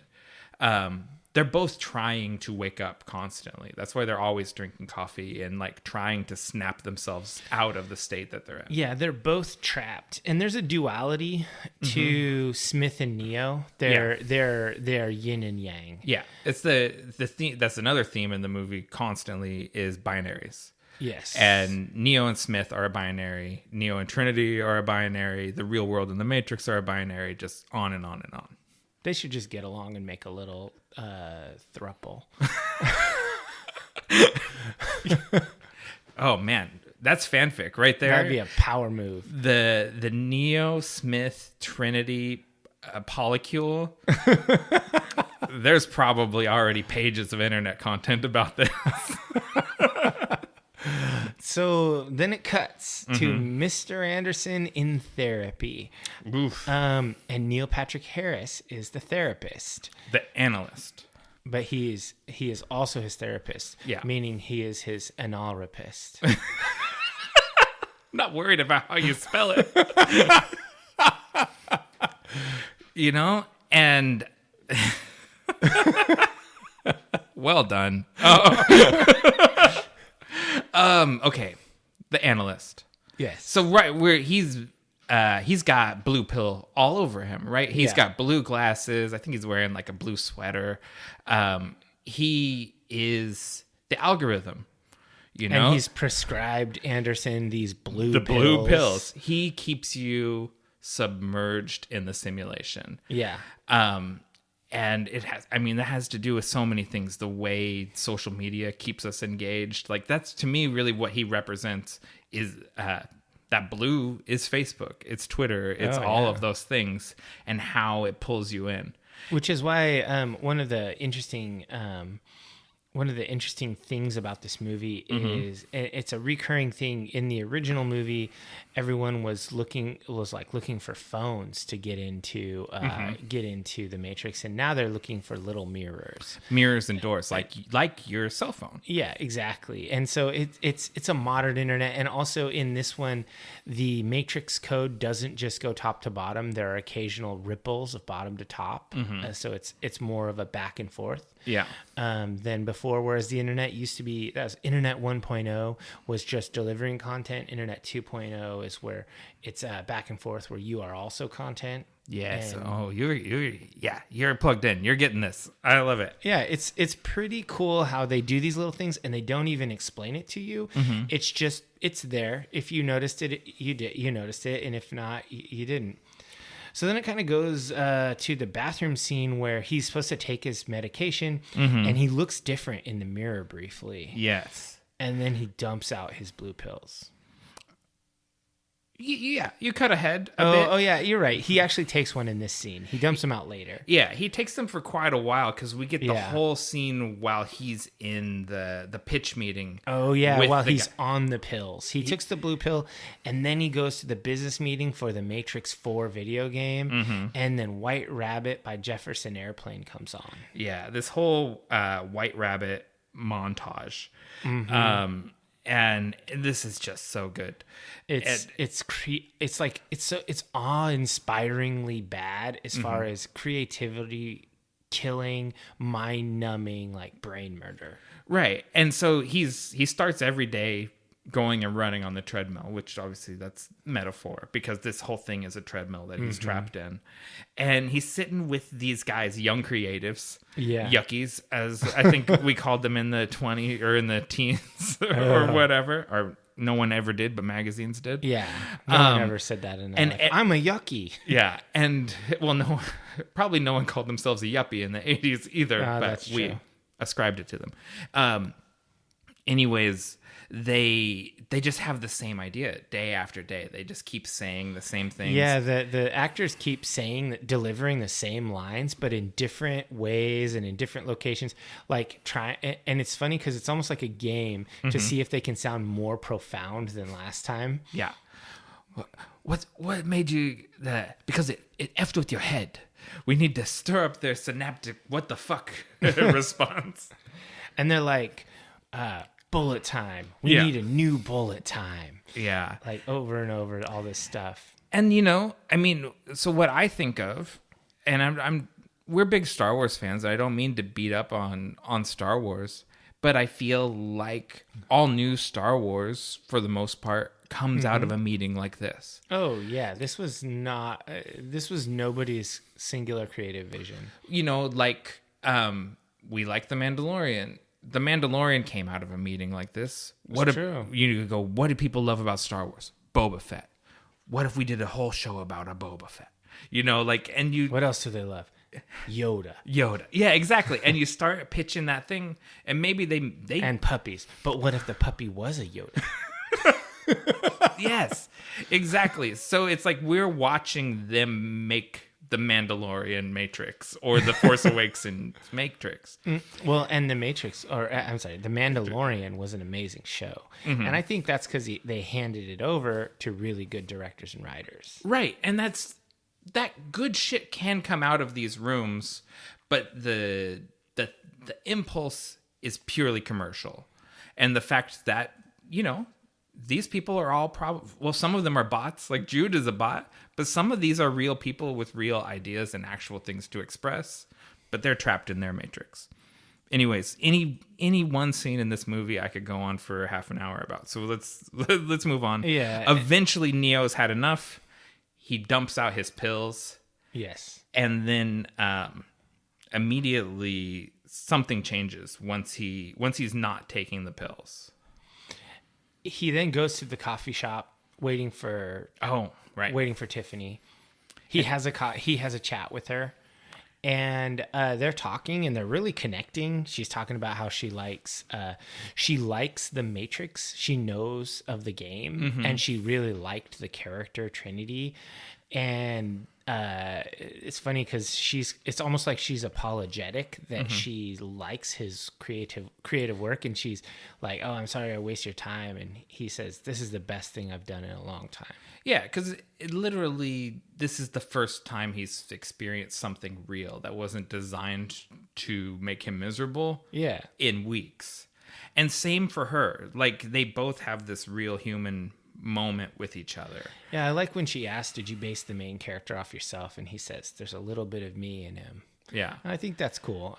I like that moment, how they kind of connect. And you see, sort of like we've seen Thomas Anderson's reflection occasionally, and he's kind of a older, doughier, balding, gray-haired eye patch dude. Yeah, he doesn't look like Keanu Reeves when we see Thomas Anderson. And similarly, you see Tiffany's reflection in the table, and she's a real Karen. Like, she's not,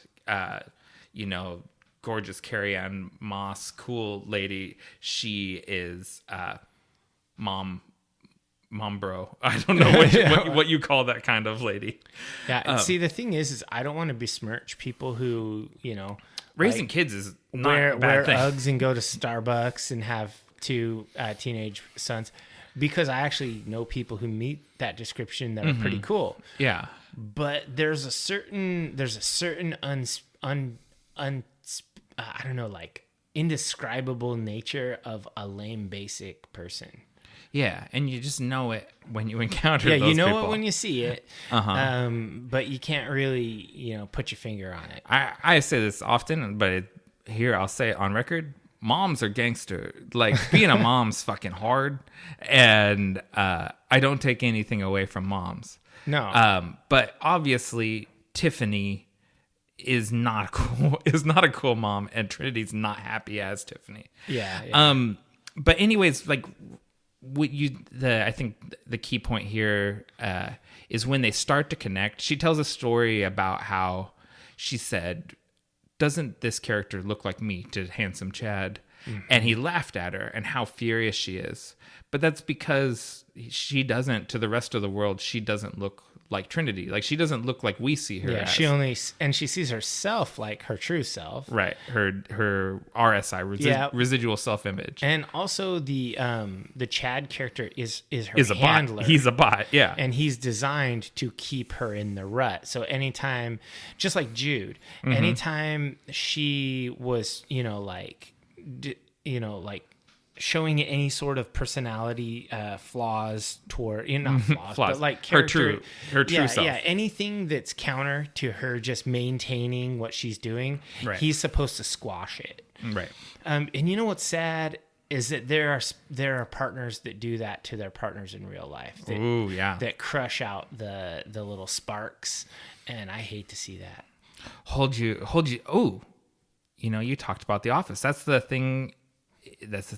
Pam and Jim in The Office, right? And Pam is married to a Chad. I don't remember what the guy's name is. Oh yeah, I remember that. But his job is to keep her in the Matrix. Yeah. Jim stimulates her mind, but that guy pulls her back in. Be down here in the Matrix with me. Yeah, some of this stuff when you think about it, it's too real. You're like, man, I have a friend that has a Chad. Oh, a person who crushes them out. And got a scorpion kick that Chad. Yeah. Wow.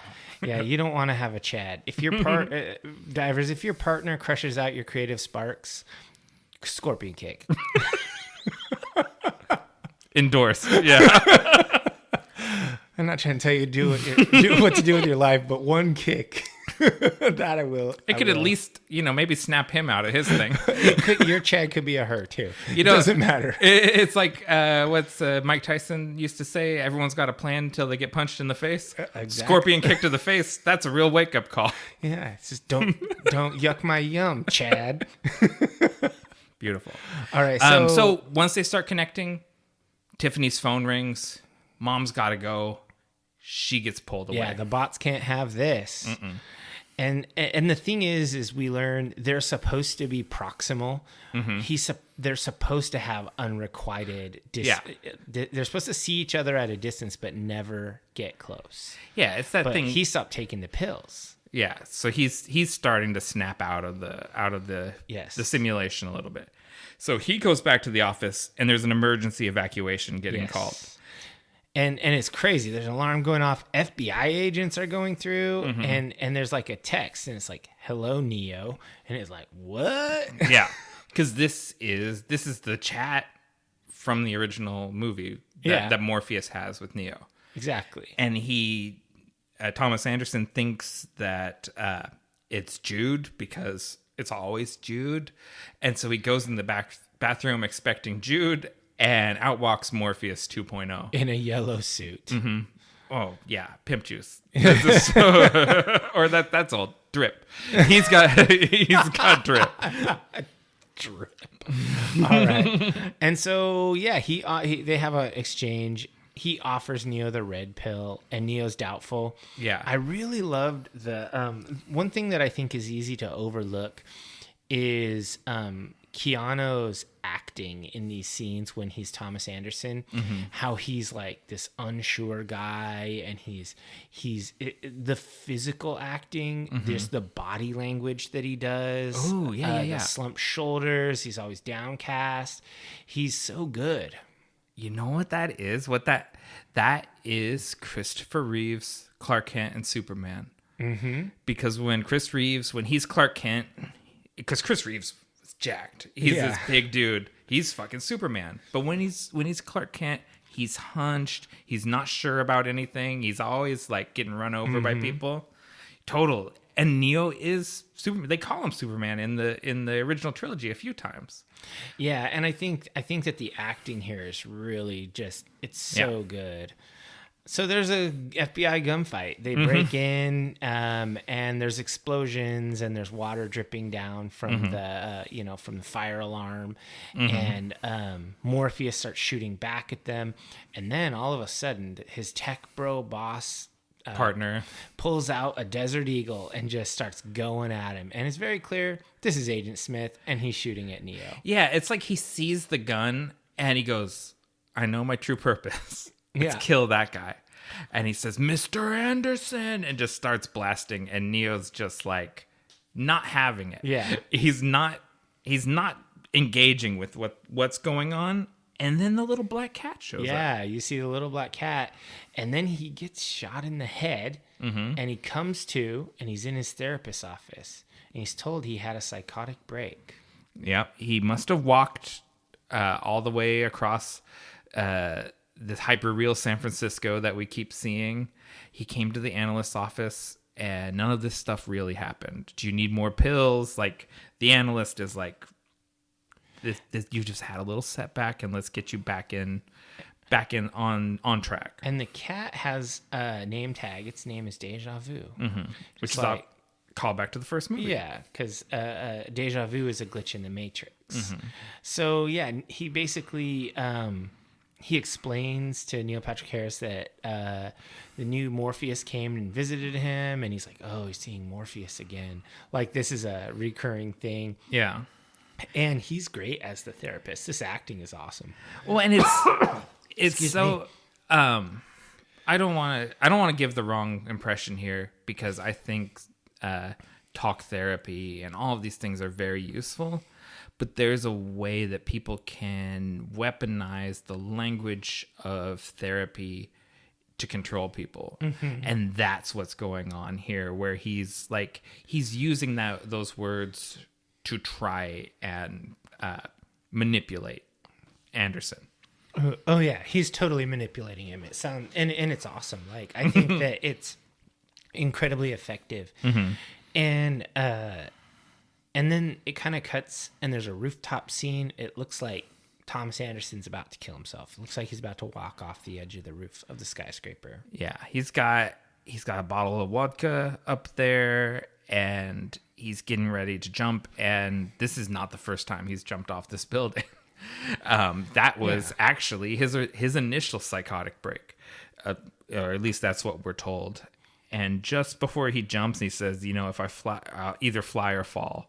And just before he jumps, and his phone's buzzing, because anytime he's going off the rails, Jude is calling him. Yeah. Before he jumps, Bugs grabs him and pulls him off the edge.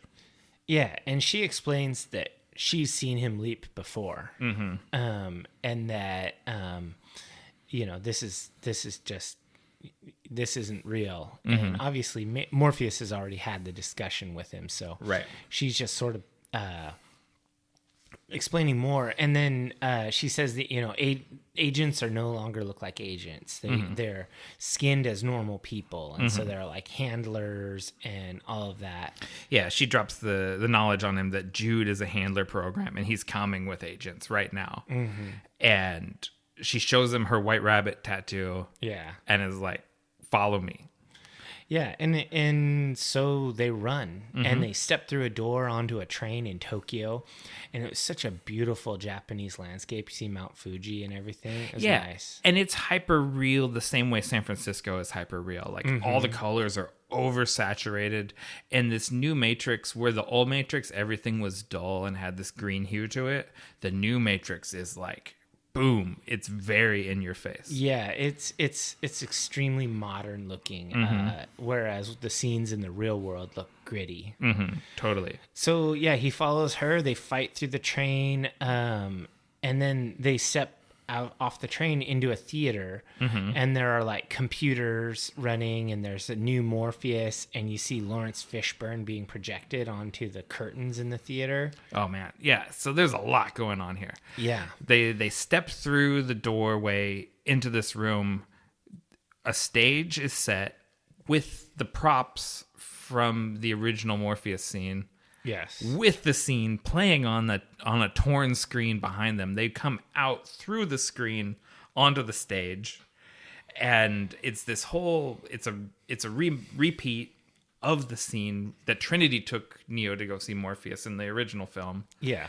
And now they're repeating it again, and there's this whole there's a biblical aspect to it, where Eve takes Adam to the serpent. How Morpheus always has his alligator trench coat and his little sunglasses. He's the serpent. The serpent gives you the fruit of knowledge of good and evil, and that's what the red pill is. And like an apple. Yeah, exactly. And so there's a lot of stuff, but the biggest thing here is what Morpheus 2.0 says: nothing comforts anxiety like a little nostalgia.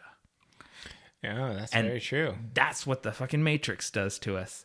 Is the Matrix makes us anxious, right? Like this sort of postmodern depression and things that people experience.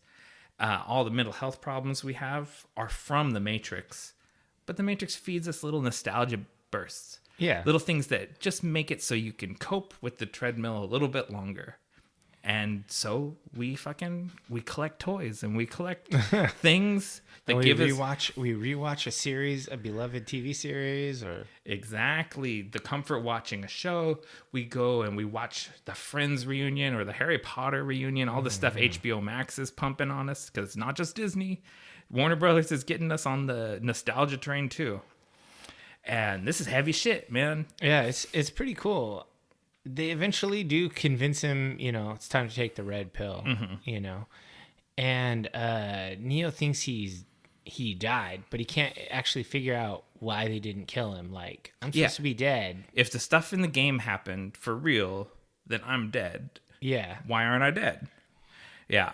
And he sees a reflection of himself, and it's like he's this old ass eye patch guy. And he sees that, and they explain that it's been 60 years. Yeah. He thinks it's 20, but it's been 60 years he's been gone. Yeah, and so he takes the pill, and he reaches through the mirror, and then you see the analyst. He says, "You're in the midst of a serious psychotic break." Yeah, you could tell like the levels of break that Neo goes through, what level of security they trip, right? Because he's thinking about jumping again. That's a Jude can handle it. Yeah. He's taken the red pill and is about to pull out of the Matrix. That's an alert the analyst problem. Yeah. It's like it sets off a much bigger alarm. Yeah, so it's pretty cool. I mean, agents show up in the theater.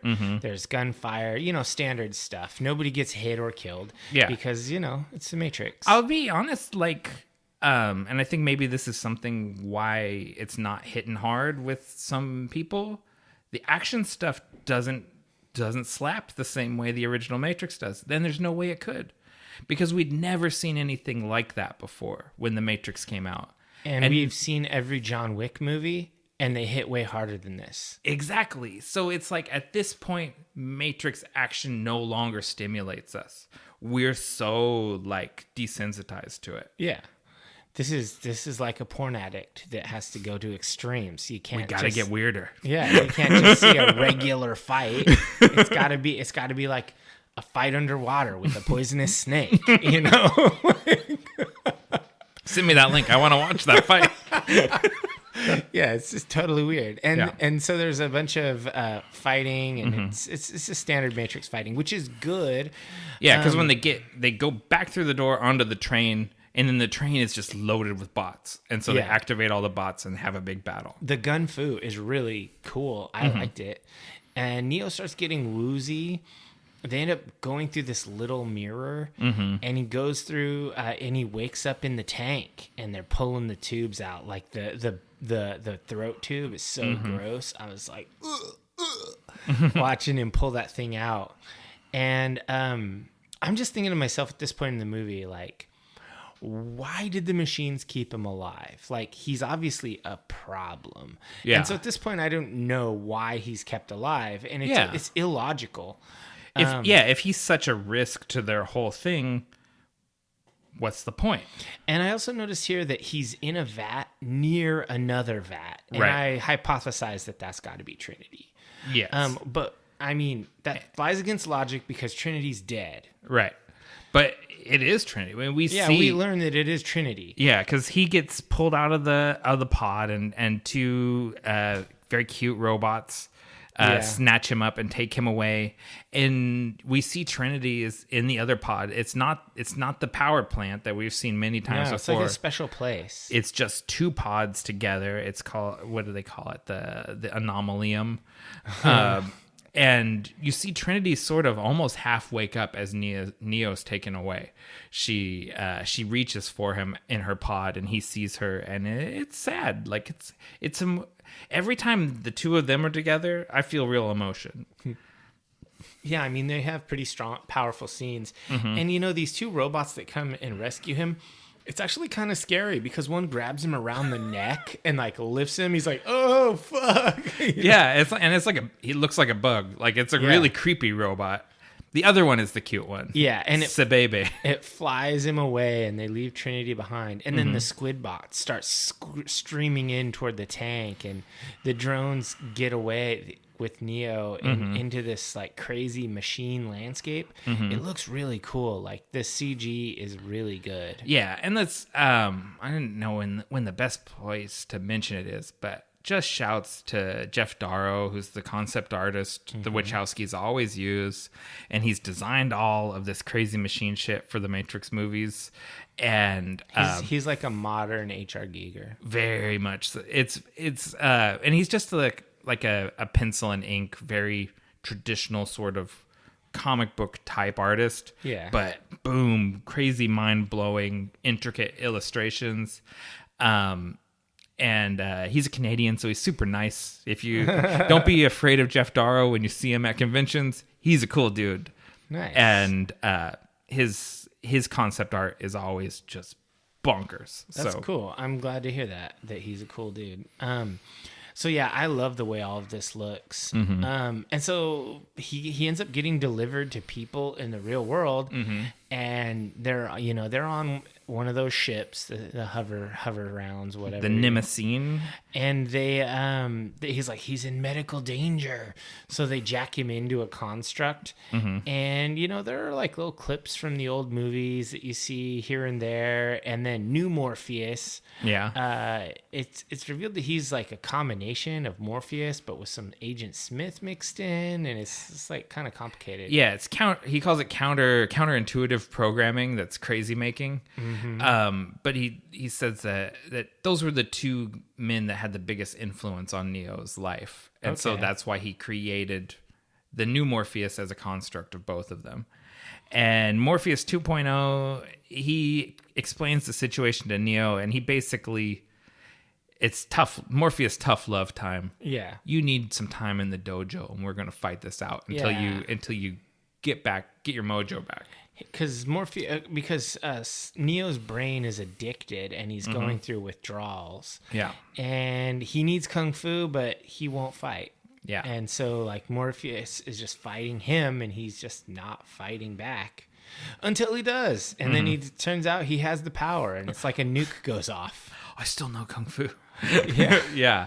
And I like the differences of this Morpheus 2.0 to OG Morpheus, because there's OG Morpheus is kind of all Bruce Lee, whereas Morpheus 2.0, he does the sort of the Muhammad Ali shuffle with his feet. Like he's got some other fighters mixed in there, and I don't know, because you're a martial artist, I'm not a martial artist, but there's a lot, you know a lot about a person from their martial arts technique. Sure. It tells you a lot about their personality. I mean, it was very clear that Morpheus original was channeling or programmed. They literally say, I know Kung Fu. He was using Chinese martial arts, like almost, which is what Bruce Lee was traditionally trained in. Right. And so like, it's all Chinese stuff. And then you definitely see new Morpheus does a lot of like Western stuff and more modern material. And I think that's intentional, that they're trying to show that this is Morpheus, but this is like updated, like modern. I mean, I think that's cool little detail. I wonder if this scene landed or didn't land with a lot of people because it's so much a rehash of a previous scene. Like almost this whole movie so far has been a rehash of a previous scene. Right. It's like very little original stuff has happened so far. Everything can be tied to a scene from the first movie. Yeah. Like where it echoes it in some way. But I think that's obviously intentional. Sure. And it is just like we, not to bang on about it, but like The Force Awakens. Sure. And it's like you're getting this remixed version of the thing that you love to get that nostalgia bump. It's the neo-stalgia, right? Where you have the nostalgic feeling from something that's ostensibly new. Yeah, but it's not. And so ultimately what gets Neo to, become Neo is the power of love. Yeah, because he invokes Trinity, basically. Yeah. That's what you're fighting for, and he uses his Neo power to blast the whole dojo apart. Yeah. And so he wakes up in a steel room, and there's like a cable coming out of his arm, and he has the ports all over his body. And Bugs comes in and talks to him, and they basically talk about the Matrix game. Oh, yeah. So Bugs says, because Neo's talking about, just the sort of what this is like going through all of it again. He's like, how do you know if any of this is real? And Bugs says, that's it, isn't it? We don't know what's real. If we don't know what's real, we can't resist. They took your story, something that meant so much to people like me, and turned it into something trivial. Because she used to be in the Matrix. Like, she wasn't born in Io or whatever. She's someone who, was in the simulation. She was a window washer. And identified with the story of the Matrix. And then she had that epiphany moment when she saw Neo jump off the building. Yeah. And so basically she explains that there was a purge. And then they go out and meet the crew. It's kind of like the same as in the first movie when they meet the crew. It totally is. But there's a neoologist. Right. Who studies the lore of Neo. And I'll be honest, I took crazy train spotting notes where I wrote down everything. I didn't write down the name of anyone in the crew. Yeah, I just said it's the cast of the show Sense8, which it is.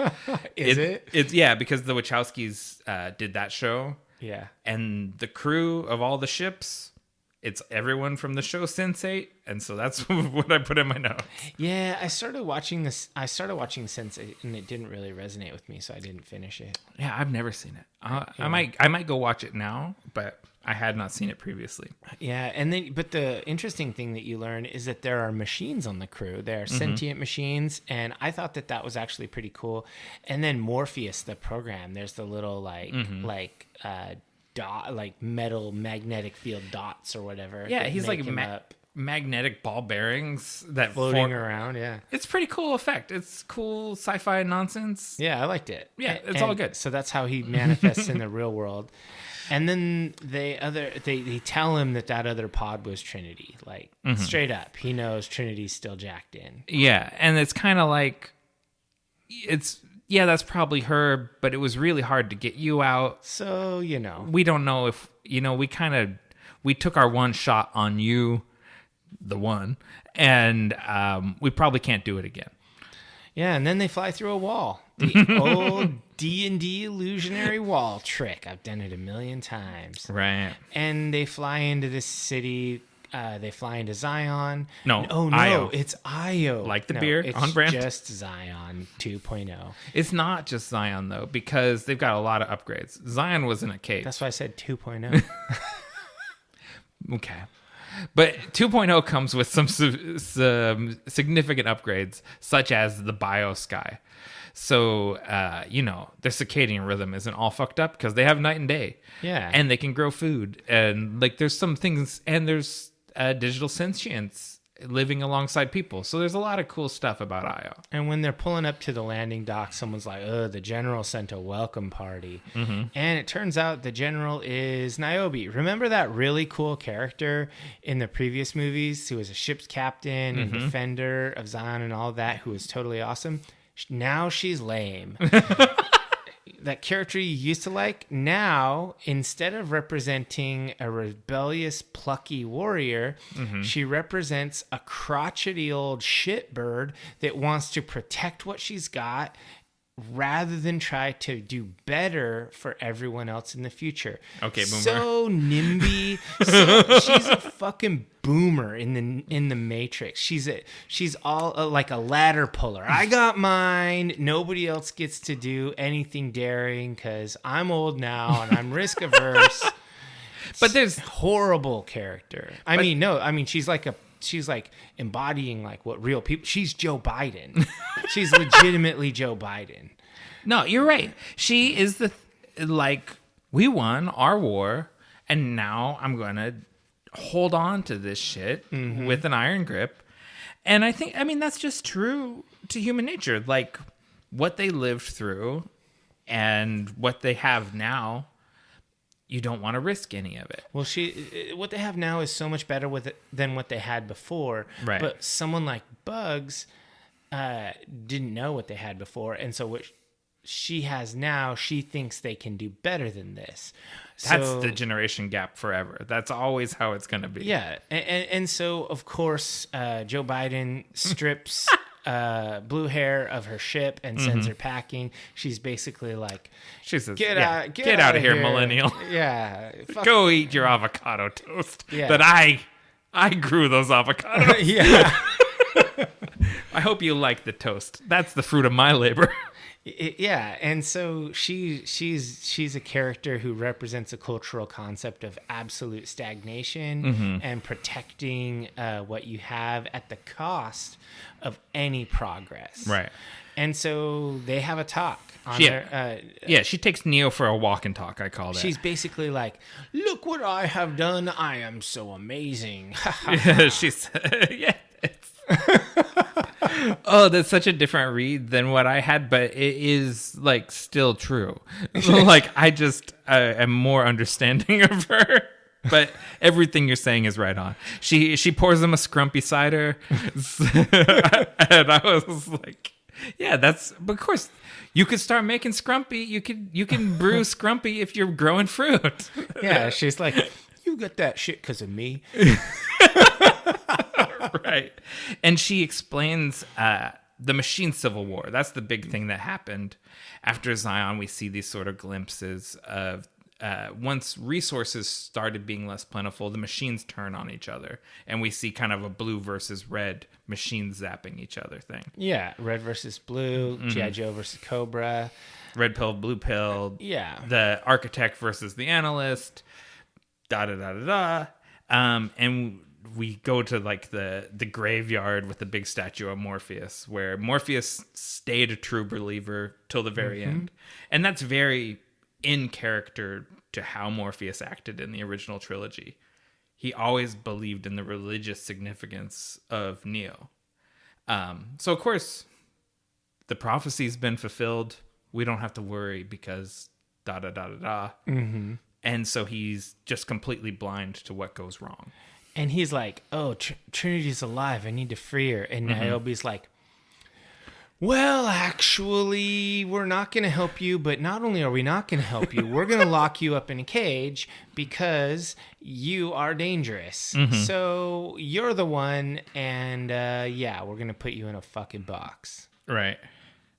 How did I describe it? I said that Niobe is very protective of what they've achieved, I think is what I have said. I mean, think about the scene with the strawberry when they're like hand Neo the strawberry and how smug she looks. She's like, yeah, see, we got strawberries. "Bitch, eat that strawberry. That's Good. not even possible except for through me. Me, I am the strawberry bringer." No, but she said, no, you cleared the way so that I could bring strawberries.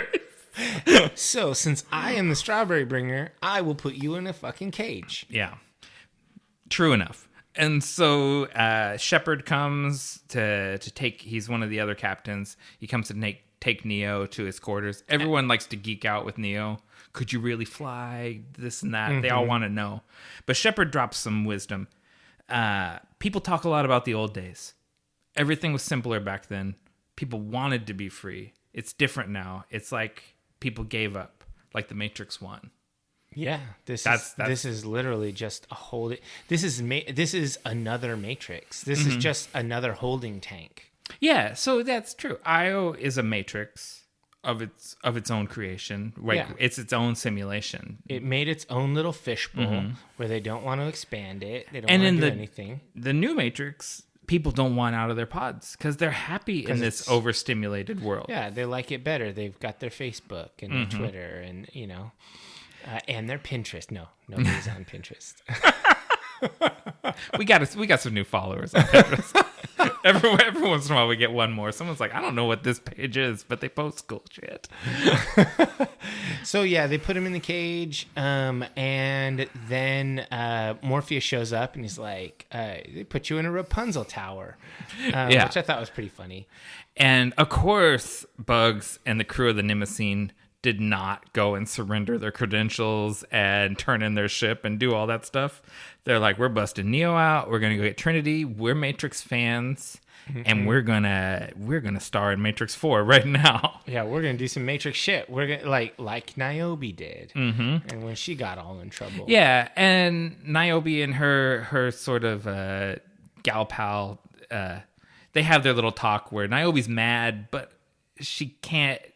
She has to admit it's what she would have done too. Like it's very much like come on, you would have done this. Yeah, it's like, well. It's almost like maybe they'll die out there and I won't have to worry about this again. Maybe I'll get lucky and this will be and they'll just kill themselves. Yeah.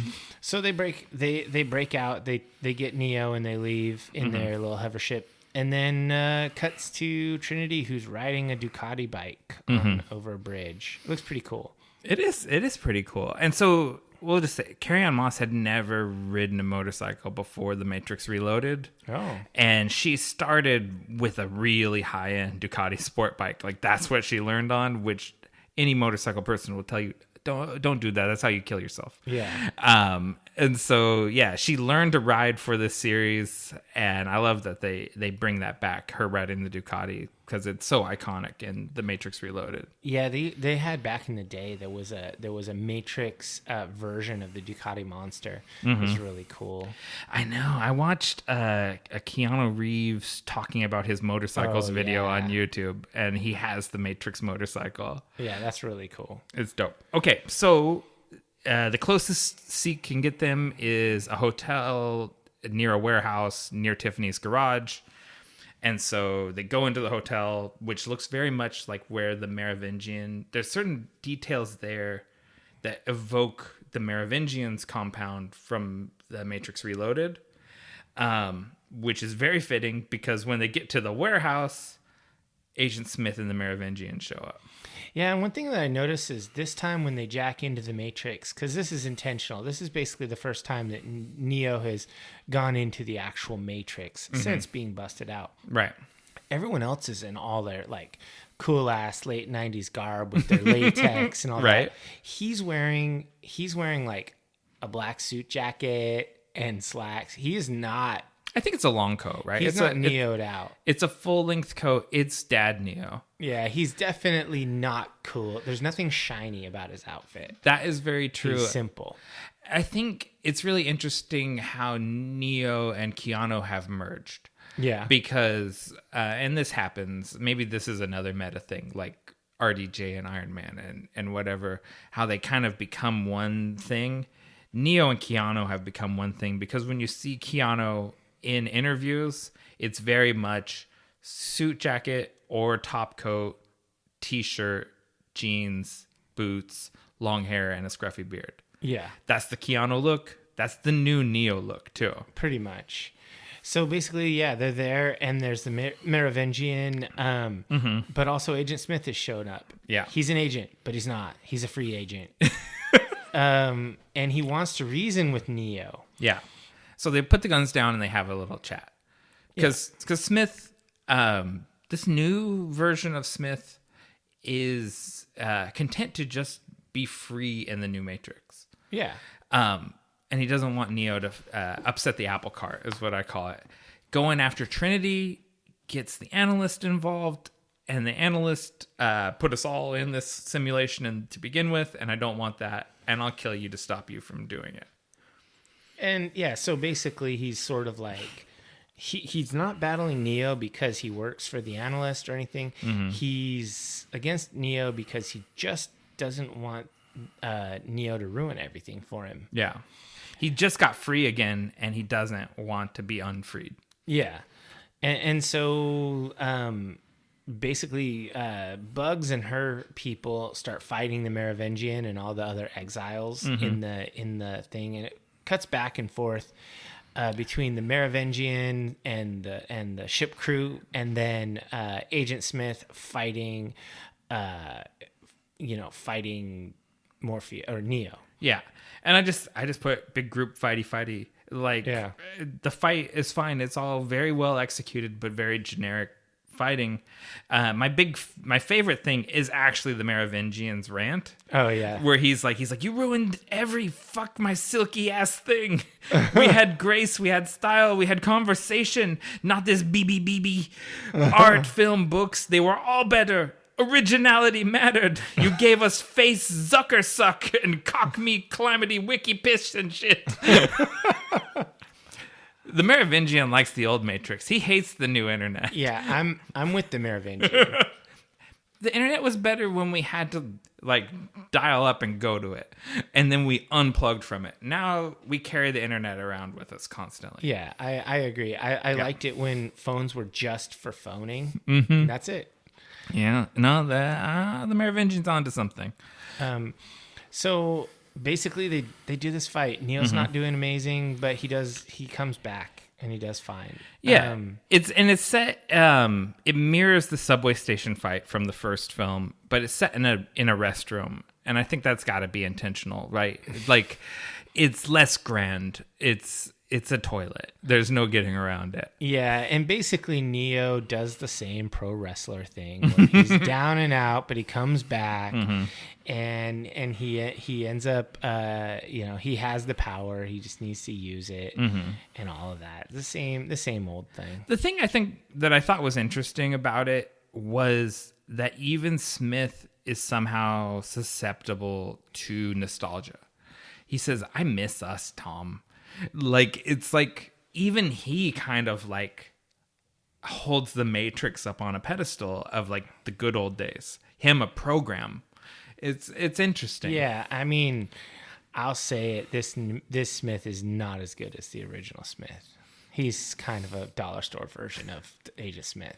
Yeah. Well, let's not get ahead to what didn't work for you. And so Neo wants to talk to Trinity. Yeah. But oh no, she melts away, and it's the analyst is there with deja vu. And I feel I like that they cast Neil Patrick Harris as the analyst. I think he's so good at being smug and shitty. Oh yeah. He reminds me of Barney from How I Met Your Mother. How I Met Your Mother. Yeah, he's so good. Yeah. He's perfect for this role. And he drops, I call it an exposition bomb. I called it villain-splaining. Oh, I use that later. But yeah, same. Yeah. He does. Did you get his villain-splaining? Did I get it? Well, did you get it? No, I didn't write it down. Okay, but basically, he saved Neo and Trinity so that because when they're within proximal, specific distance of one another, things work. It just works. But when they're too close, things go bad. If they're too far away, it just doesn't work. Yeah, because the energy's not there. Yeah. So what he says, what I meant is like they captured this, what he said. Because he says, "Now my predecessor loved precision." That's old Colonel Sanders, the architect. Yeah. His Matrix was all fussy facts and equations. He hated the human mind, so he never bothered to realize you don't give a shit about facts. It's all about fiction. The only world that matters is the one in here, pointing to Neo's brain. And you people believe the craziest shit. Why? What validates and makes your fiction real? Feelings. The new Matrix is about manipulating your feelings to get you to do what it wants. And that's modern. That's modern reality. Like basically, this monologue is really dope. Like it's one of the cooler monologues in the movie where he basically is saying that to you people, aka us, facts don't matter. Only thing that matters is feelings. And we care more about fiction than we do about real people. And that's absolutely true. Yeah. If you ask most people, they have more investment in the Star Wars universe than they do in their own community with regards to, you know, community well-being and combating poverty and stuff. They care more about the rebels versus the Empire than they do about the people versus the oligarchy of Amazon and all of that. Right, which is this fucked up thing because Star Wars is an allegory too. You know, like... But people didn't get it. Right. They don't understand that they're supposed to be the rebel. They're not supposed to root for the Empire. Yeah, they root for the rebels while living the Empire lifestyle. Yeah, they're sure. Like, I'm a worker on the Death Star, and I root for the rebels. Totally. They just don't figure that out. Mm-hmm. Yeah. And so that's a really meaningful monologue. It was one of the better, more poignant moments. I think so too. And then there's more fightings. It happens. There's a slow motion bullet thing. Yeah, where they basically he takes the bullet time and then overdoes it. Where it's like, well, you're bullet time, and then I'm even beyond that. Yeah, like you can slow things down, but I can slow you down. Mm-hmm. And so, I mean, it's kind of cool. Yeah. I don't know. There's more. He says more stuff about how people stay in their pods. And, this movie was a bit too long. It is a 2.5 hour movie. Okay. Then the analyst. Let's cut to the chase. Then the analyst gives Neo an ultimatum: come home before something terrible happens. Basically, if you don't go back to your pod, I'm going to kill Trinity. Yeah, because she's useless without you. Mm-hmm. And so if you don't come back, I'm just going to kill her. Yeah. And so the crew of the Nemesine come, Neo and everyone leaves. They're back on the Nemesine, and Shepard and his crew are there, and they're like, you can either stay here, get got by the squids, or come back to Io and get court-martialed. And so they go back to see Niobe. She's pissed. She tears Bugs a new asshole. But then a birdie-looking robot shows up called Kojaku, and it wants to talk to Neo. Yeah. And, I mean, it turns out that it's Centene. She's an adult now. And he saw her before. She was the girl in the train station.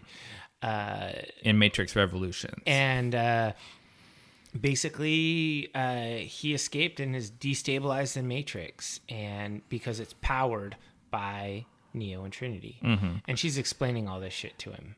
Yeah, and she kind of like she does an exposition bomb where she explains the anomalium, how her father designed it, and then they killed him afterwards, and she didn't tell Niobe, and yada yada yada, and it turns into a heist movie for a little bit, where basically the analyst is so sure that you're going to come back to save Trinity that he's not watching Trinity, and if we're going to get her, we can get her right now. So they hatch their scheme to steal Trinity. Yeah. And it's Ocean's 11 in the Matrix. Yes. Again, another version of this. And so, yeah, they end up going on this. This time, Niobe blesses the mission.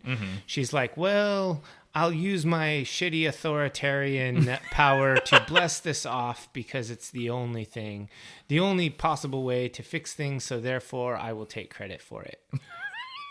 Thanks, Joe Biden. Oh, man, I love your take on her. So anyways, Joe Biden calls all the various captains to brief them on this mission, and Bugs volunteers before even being ordered to. And she's pissed, like, that she doesn't get to order Bugs to go on the mission. But Bugs rules. And so she pre-volunteers. And then she says, I need 2 more volunteers and all of the captains. Everyone's a Matrix fan. Everyone's a Neo stan. We're all going. Yeah, I liked that Shepard was one of the ones. Because I liked Shepard. I think that he might have been one of the better... one of the better people there. So I wrote his name down, so it must be. Yeah. Yeah. And maybe I'll watch Sense8 because I like all these people. They all seem cool. Yeah. So I mean, basically this is just them doing a heist movie. It's not really.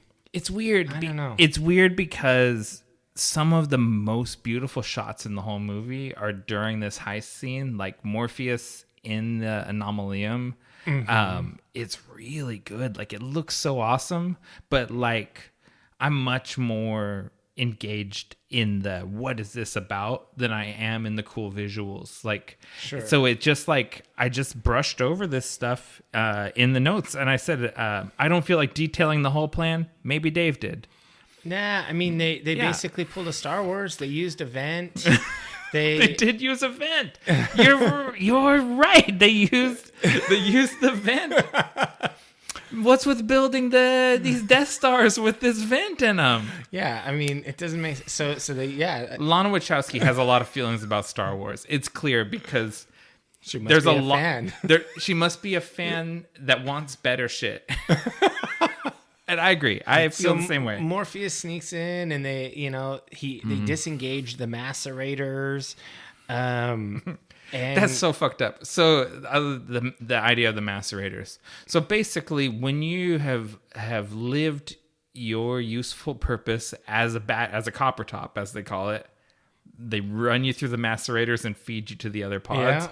Yeah. Ooh, that's rough. But hey, this ties into right now. 2022, we're in the year of Soylent Green, baby. Oh, that's true. We have moved from the year of Johnny Mnemonic into the year of Soylent Green, and now we eat old people. Man, so I mean, it's not that engaging of a heist scene. It's cool looking. They just go and succeed. There's there's no conflict there. When everyone's rolling 20s, man, like the party just kills it. And so like the crew member lady with the tattoos talks to Neo. Lexi. They have a little discussion, and they wonder like, what if Trinity isn't Trinity anymore? Like, what if she's changed? Yeah, and are you gonna say it? No. Okay, so Neo's like, I never believed I was the one, but Trinity did, and now it's my turn to believe in her. It's a little sappy. Okay, it was very whatever. And I did like the various drones and stuff they had in here that you get a little some sights of and stuff. And then they hack they're hacking Trinity's neck cable. The VFX are really slick and they're really cool. And then basically Neo after this is happening simultaneously. Neo's in the Matrix while they're hacking out Trinity, and he walks past a bunch of officers and agents to meet with the analrapist, and I like the new Matrix crew that he goes in there with the ship crew. They all look pretty dope. Like Shepard cleans up real nice. They all look pretty sick. I do love like everyone. They all look like themselves. Like no one just completely reinvents it. Is like in the Matrix, I'm an orc. No, like everyone kind of looks like themselves. But like in the Matrix, I have cool cornrows or bleach blonde hair. Yeah, or for sure. I have different tattoos than the tattoos I have IRL. Yeah, I think that they look neat. Yeah, and I like this scene, and this is when my notes re-engage because when it's Neo and Trinity, I'm in it. And I said that Neo strides in to Simulate like Clint Eastwood. He's got his long duster coat on, and it's very gunslinger, and he's going to go have his showdown with Bad Bart or whoever it is, and it's like it turns into a Western. And I'm back in. I'm back. This shit resonates with me.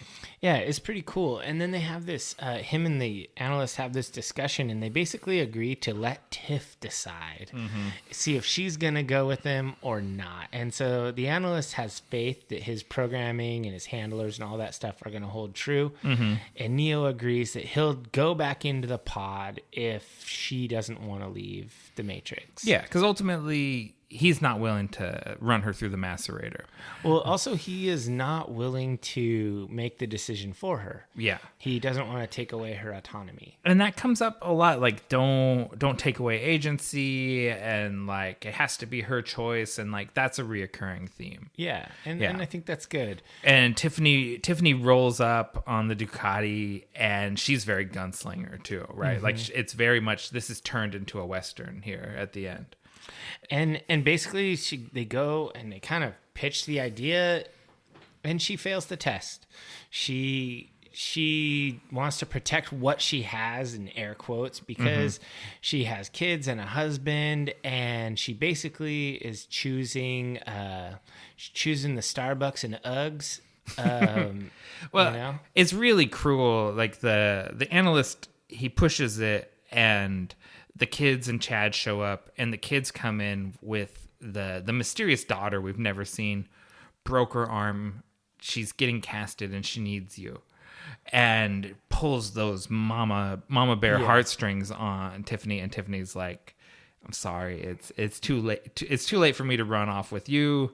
I've got this whole mess of shit behind me that I need to deal with." Mm-hmm. And so basically she fails, but then she figures it out and she comes back. It's because Chad ruins it.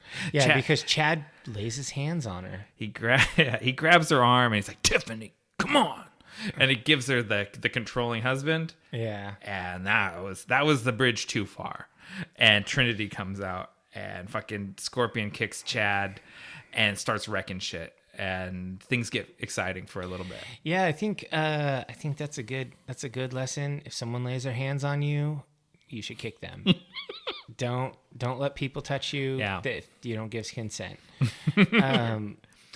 So we've said this: vampires don't respect consent. Chads don't respect consent. Exactly.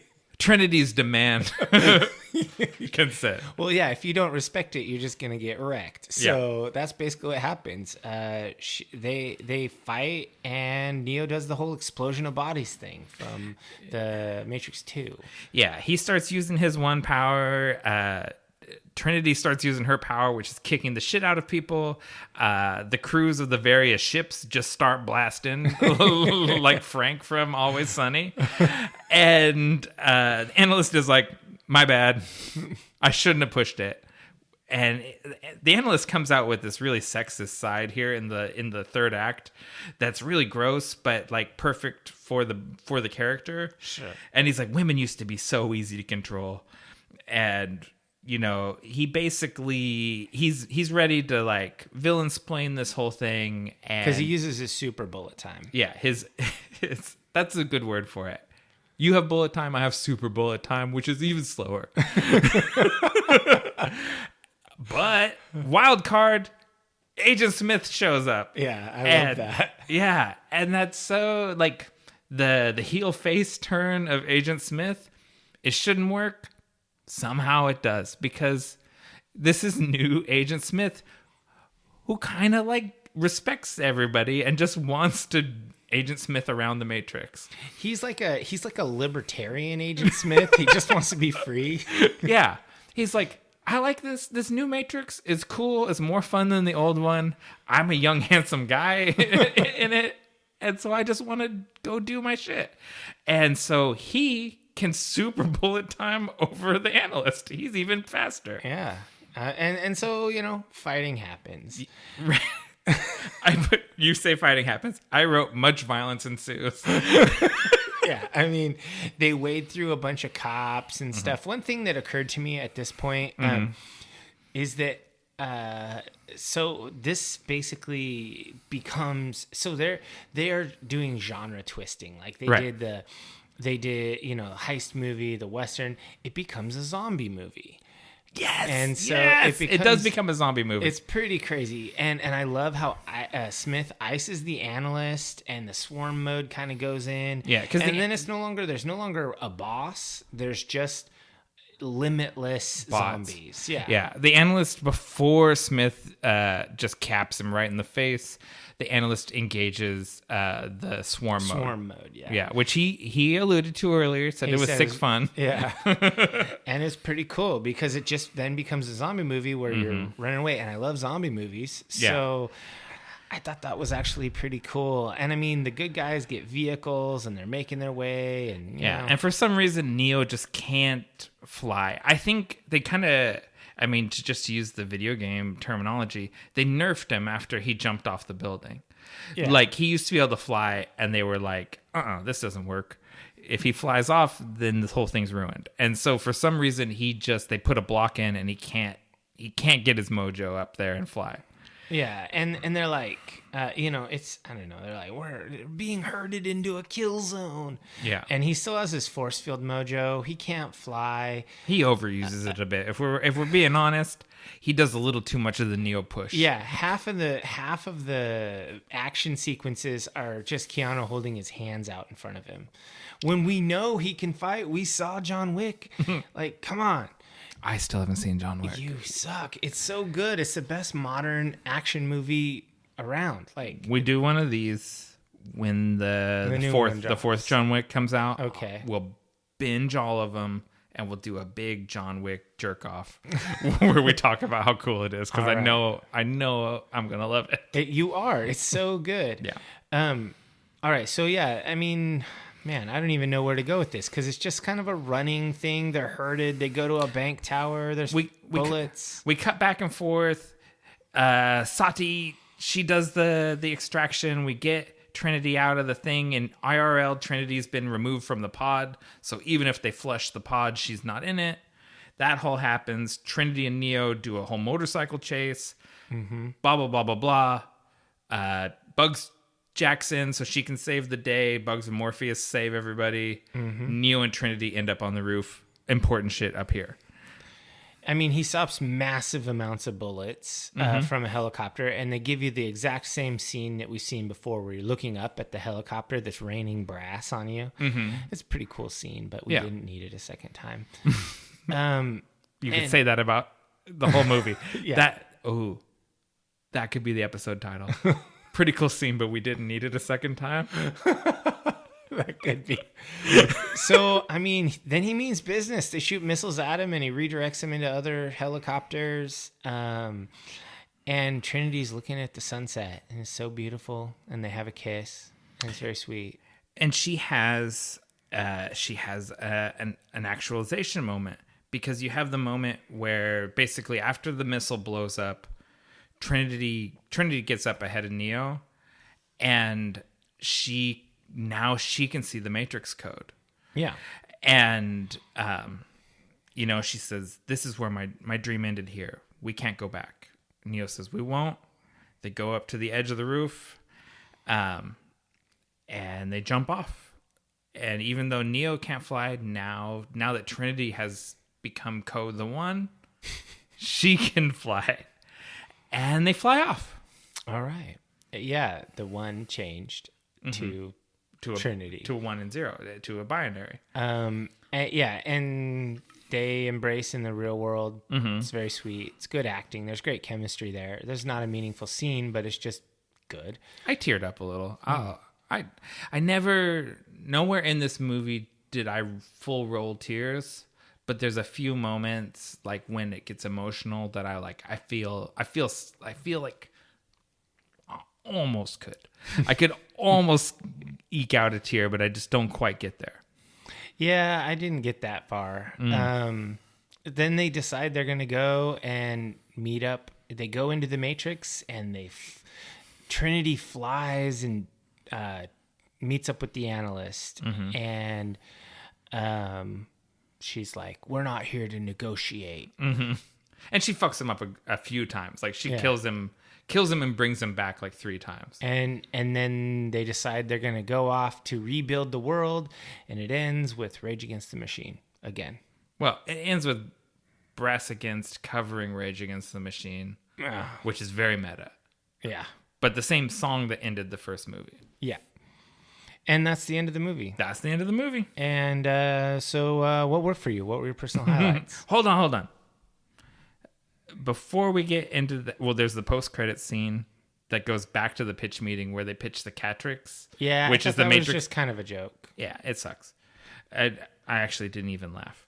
Yeah, I was like, oh, okay, guys, you're memeing us. Gotcha. I have 2 questions that I never answered, and I watched it twice now, and I've watched some videos.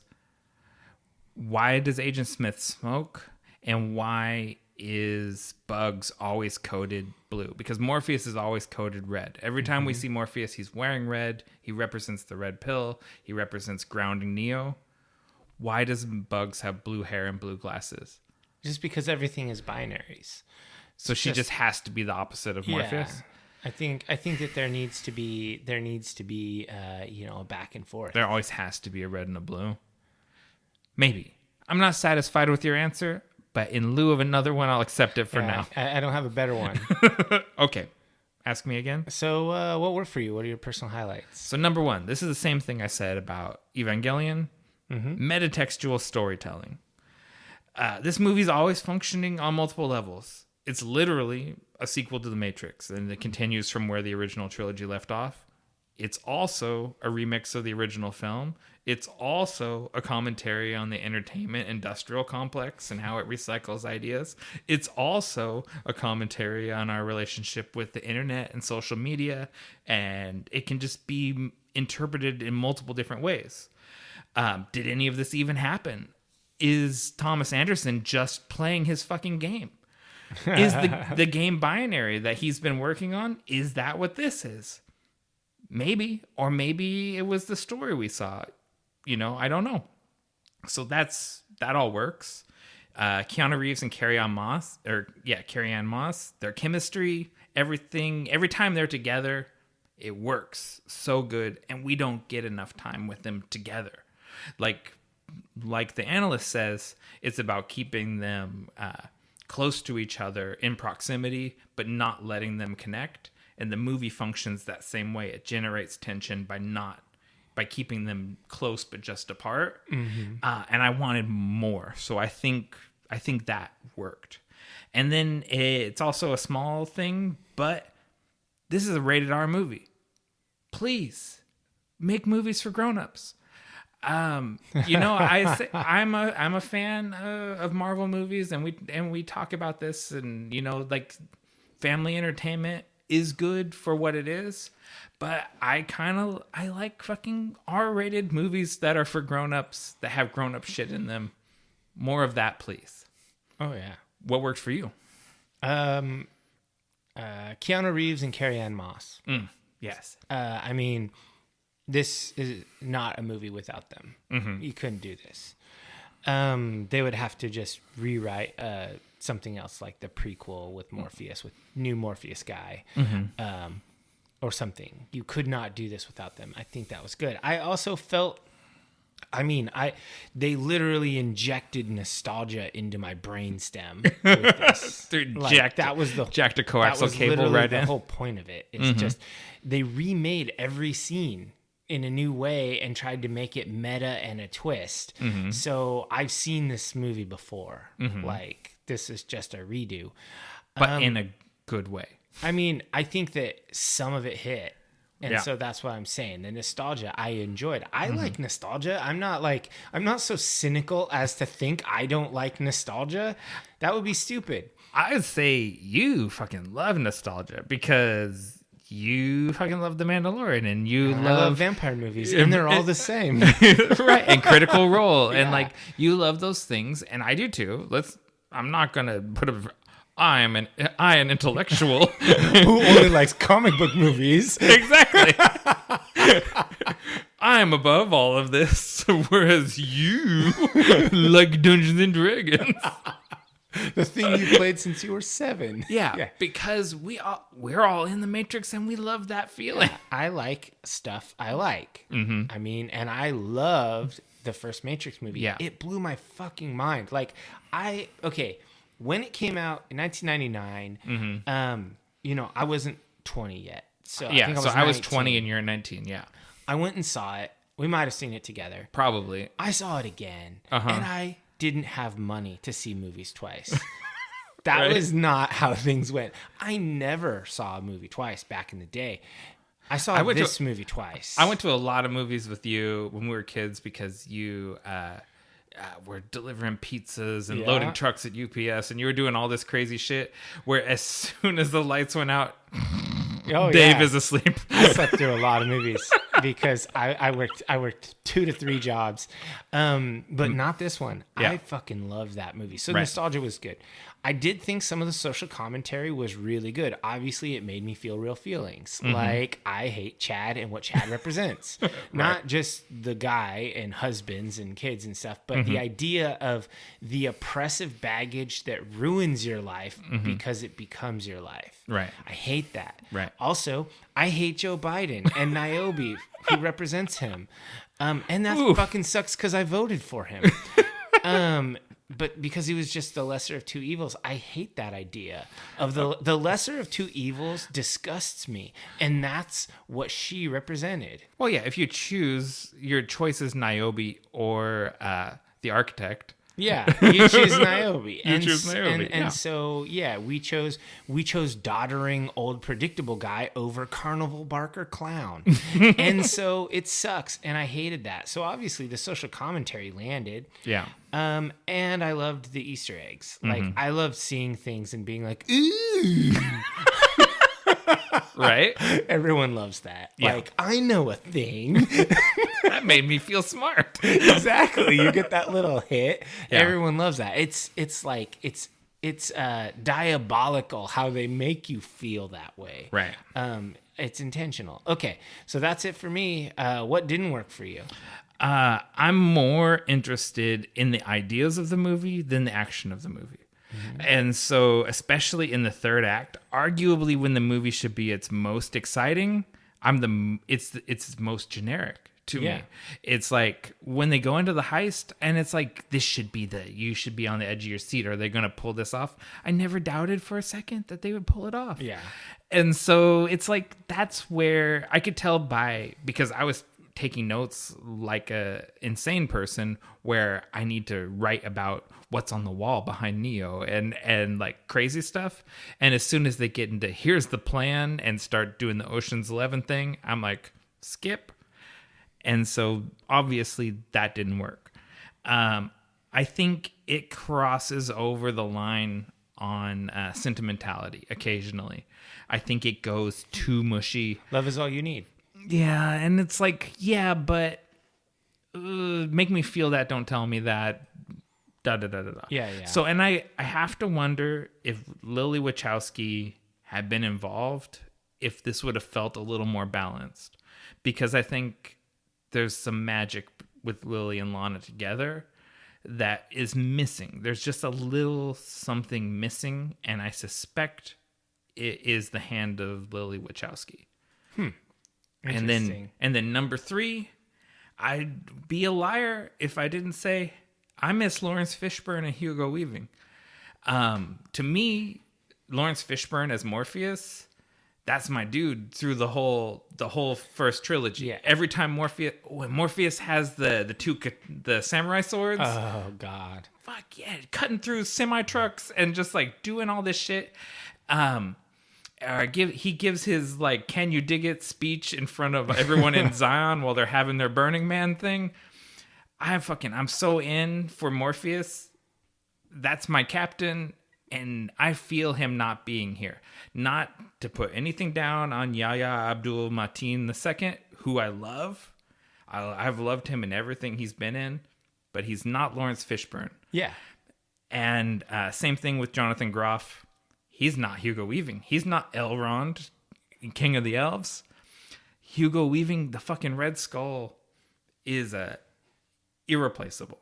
Yeah. And so I feel their absence. I totally agree. What about you? What didn't work for you? So, I mean, I'll just continue with what you were saying. New Morpheus is no old Morpheus. New Smith is no old Smith. Yeah. Lawrence Fishburne and Hugo Weaving are fucking legends. These dudes are up and comers and good. I'm not going to shit on them. They're just not legends. Yeah. So it is what it is. They're not who they were not up to the task of filling those shoes. And that Maybe they're not supposed to, though. Maybe not, but I think those guys aren't dead. That's true. And he's a computer program. He really could have had Lawrence Fishburne. Yeah. Yeah. They're not dead. You could have They're both had computer them. programs, actually. Shit. You really could have had the same. But then you would know when you see them, you know it's them. I don't care because they're better. Okay, yeah. No, I agree. So the thing that didn't land with me was the fact that this tried to be meta all the time. Mm-hmm. Everything's always meta. Okay. Everything's always 7 layers. Like, no, dude, you're not a burrito. This is sometimes a punch is a punch. You know, like this, give me a break. Secondly, don't redo all the scenes. Don't re-say all the lines. Come on. It's too much. They went over the line. It was the first series, although the second and third movies were not 5-star movies when the first one was, they ended nicely. Mm-hmm. And it wrapped it up with a nice little bow. We had Jesus, and it was all happy and goodness. Mm-hmm. This tread on that legacy. Okay. It was not as good as number 2 or 3. Okay. And that's sad because the first trilogy was dope. Perfect first movie with 2 very serviceable sequels. Okay. And I don't like that. Okay. I don't like it when they become exactly what they're criticizing. Additional cash grabs using old things like, we need a new bullet time for the new generation, so we'll make super bullet time. Okay. And that sucked. Mm-hmm. And those things made me sour toward the movie, even though I will say when I was watching it, I was enjoying it. Okay. So, what are your final thoughts? What's the rating here? Okay. I don't know when I'm ever going to get to my final thoughts of this movie. I think I'll be peeling layers off this onion for a long time. I saw it, what did it say, Saturday, so I've had a week to stew on it, and I haven't stopped stewing. I'm still finding new things, and I still have questions I want answered. And so to me, that's what I want. Like, that's the sort of thing that turns me on. Like, that's why I loved Thrice Upon a Time. Also, I like shit where I get to have my cake and eat it too, where I get my little nostalgia fix, but I get something to chew on. It's a very substantial cake. And so, ultimately, I came down on to me, it's a 4-star movie because it's probably like a just barely a 4-star. Like in the old world is a 3.75, and I'm rounding it up into that 4 because we took away those fractions. But anything that I can spend this long thinking about is a 4-star movie. Okay, I figured you would like it a little more than I did, and I rated it a 3-star movie. Mm-hmm. I think it was enjoyable until you start thinking about it too much. And that's weird because it's supposed to be a thinky movie. Yeah. It's not supposed to be something that is just bullets and roundhouse kicks. Right. But mindless violence is not on brand. They said that in the pitch meeting. And so ultimately, I think that this had a little bit of a problem, too many more problems than it needed. And so the ratings online actually agree with us in splitting the difference. It's a 5.8 on Metacritic, which leans more towards me, and then Rotten Tomato and that's 5.8 out of 10. Out of 10. Yeah. And then Rotten Tomatoes and Metacritic are 65 and 64%. So basically, it's right there pegged between a 3 and a 4. And so it never reached that 80% mark, and it's a little higher than my 60% mark. So, I mean, I'm right with IMDb, honestly. So it's close. I'm not going to say that this was a bad movie because it certainly wasn't. I enjoyed it, and when it came on, I was like, oh yeah, the new Matrix. But I did watch a couple of reviews online, and they, one dude continued to call it like the Matrix regurgitations. And that's kind of where I landed with it. It was kind of like a retread, like it was like a redo of a redo of a redo. Yeah. And so I don't know what else to say. No, I think that's kind of, I knew we would be in that. Actually, I didn't know if you were going to be a 2 or if you were going to make that 3. So I'm happy with you at a 3. I thought you would I call be a 3, that a win. Honestly. I know that you like this series, but I thought that some of the problems with it, like redoing every scene and then recasting Smith and Morpheus poorly. It would pull me down a little bit. Yeah, I mean, because Fishburne, dude. I mean, yeah, it's just no. I could be there, and like I said, it's not a true 4. it's an aspirational 4. Yeah, it's in a world where I have to choose between a 3 and a 4, and this is the thing I've said about basically all the Marvel movies that came out this year, because there was four of them, 5 if you include Venom, where I say, like, is it a 3 or 4? It's a 4, because I'm giving it. See, I'm giving it a little more. It could be a 3. I think your 3 is completely accurate. So I think we think of this differently. I'm going to say that what you're doing is wrong think, because it's a threshold system. If you don't meet the minimums of a 4, you did meet the minimums of a 3. Therefore, you fall to a 3. If you can't hang with every other 4 movie, you're not a 4. Well, so that's where this movie's at. It can't hang with the 4s, but it's a superlative 3. I think, and this is just a difference how we think about these things. Sure. If I was going to give you a 3.75, I have to make that a 4. I would have given it a 3.5. No, see, I think this is above a 3.5. I think I would take this over Force Awakens. I would take this over, certainly I would take it over the Rise of Skywalker. Any Star Wars movie that's not the original trilogy. One of these days we're gonna have to dig into The Last Jedi, because ooh, no. Let's do Rogue One. So we can just jerk off on it. Yeah.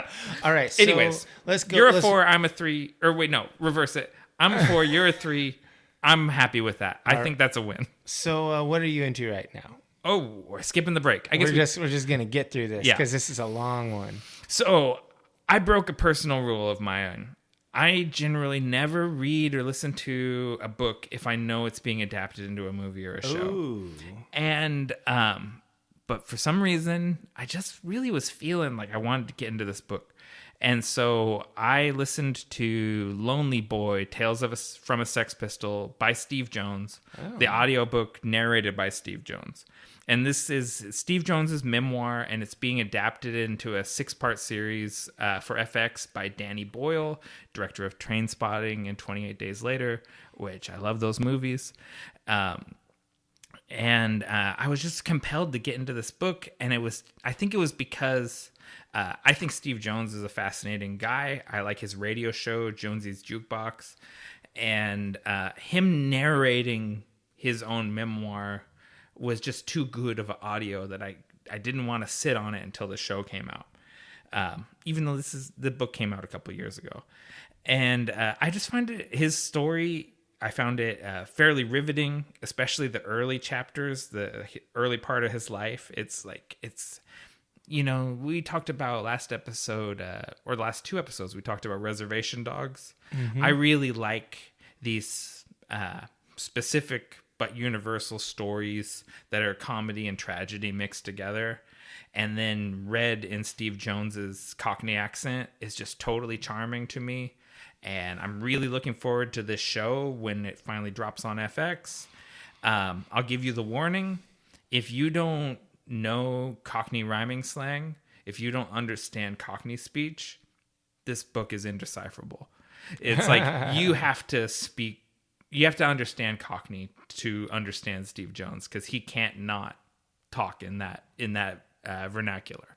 Sure. But if you get it, and he's just a really, really interesting dude, real flawed, complicated individual, and he had a crazy life, or he is still having a crazy life because he's still alive. Mm-hmm. Knock on wood, he had a heart attack last year, so keep it together, Jonesy. We're rooting for you. Anyways, that's what I'm into. Lonely Boy, Tales from a Sex Pistol. What about you? What are you into right now? So I have been doing my level best not to get into anything new. What? I have been intentionally deflecting things, interesting things, whatnot, because I'm starting grad school. Ooh, yeah. So I figured what I would do here is I would just lay out my New Year's resolution. Okay. And just that's what I'm into. Okay. And it's just 4 quick points, and you're probably already familiar with them. Yeah, I saw your Facebook Yeah, post. I'm going to finish my master's degree in a year. That's a big deal. I'm going to work harder on my fighting by practicing technique as well as improving my overall physical fitness. And it's been a minute since we talked about it, so elaborate. What is your fighting? What does that mean? I do heavy armored combat. I wear steel helmet and shield and armor and all of that. And I fight full contact martial arts in the SCA, Society for Creative Anachronism. I'm going to do better. I've been doing well, but I can do better. I'm going to get in better shape, and I'm going to fight harder, do more. And basically, rather than start something new, I'm going to double down on what I already do. Barrowlands is releasing a new album sometime this year. I have my parts to record still. I'm going to really buckle down to practice for those in my spare time, which I have very little of. Are you going to get some of this shit out of the pod cave? Oh, yeah. After the album, this is all going to be gone. It's We're gonna look surrounded by like a big Pro Tools rig and stuff. That can stay, but like this makes it hard to get to the bathroom without going behind your chair. That's true. Yeah. So yeah, the pod cave is cluttered with Barrowland shit. And lastly, I'm going to improve my disc golf game. I'm gonna get a reliable, accurate drive over 300 feet, which is very realistic. That's not that what about crazy. your tennis elbow? It's still healing. I haven't played. Well, no, I played twice in Texas. You had an encounter in Texas. You should talk about that. An encounter. Didn't you? You met some famous disc golfer. Oh yeah, I met Connor O'Reilly, who plays for Team Latitude 64. He's a pro. He's a really good dude, and I met him. He's a Texas native, and he happened to be at the course we were at, and. He was actually, I just recently saw it. He was filming a YouTube video earlier in the day. And when he was done with his YouTube video, he just, he has a full-time, like a van with his name and stuff across the side of it, like big Sprinter van. He set up a table and had some bins of his signature discs, and he was selling them and meeting people. And we talked to him. He was super cool to me and Carrie. He was just like a really rad dude. And I'll be looking forward to, I asked him if he was going to play the Portland Open, and he said he was, and I said I'll see you there. I'll be there. We put like on the last episode, because it was our year end, and you picked disc golf as your game of the year. We put that hashtag disc golf life and some. We put a couple disc golf hashtags on our year end posts. Yeah, and it got us a lot of likes. The disc golf community came through strong. That's the thing. We're a cult. Very good. Yeah. Everyone, like, if you tag your stuff on Instagram, like disc golf life or disc golf or frolf, people will. They come for it. I follow all 3 of those hashtags. So yeah. Anyway, those are my resolutions. I'm trying not to get into new shit. I'm trying to just continue my old shit and double down on it. Fair enough. I know that sounds lame, but I'm on my master's degree is at a self-paced online school. So the faster I can do the content, the faster I'm done. So cranking that out in 12 months, is that on pace, ahead of pace? It's ahead of pace. It's ahead of pace. What would a normal human do that at? Well, they say 2 years, but that's stupid.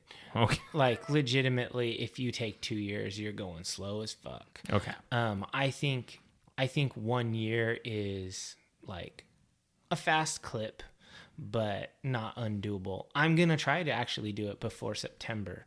I'm going to try to do it in 9 months. Okay. But if I don't, I'll give myself those extra few months of grace. So that's it. All right. Give them the call to action. Subscribe to us on your favorite podcatcher, as well as YouTube, Spotify, and Audible. Don't forget to leave us a review. A 5-star review costs you nothing, but means everything to us. And just to piggyback on that, Spotify has put reviews on. So I know because of a lot of your year-end Wrapped on Spotify, we were your top podcast. Some of you cool divers who listen to us on Spotify. So go ahead, just give us that 5-star there. New episodes of Nick and Dave Deep Dive the Metaverse are available the 1st and 15th of every month.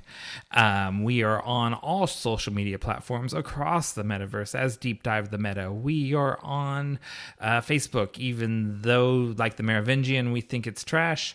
We are on Twitter because it's better. It's a little more intellectual. And we're on Vero because Zack Snyder has started sharing concept art from Rebel Moon, his declined Star Wars pitch that Netflix bought, and I can't wait for that movie. Zack Snyder, Star Wars, samurais in space. Give it to me, Netflix. Give me some more of that content.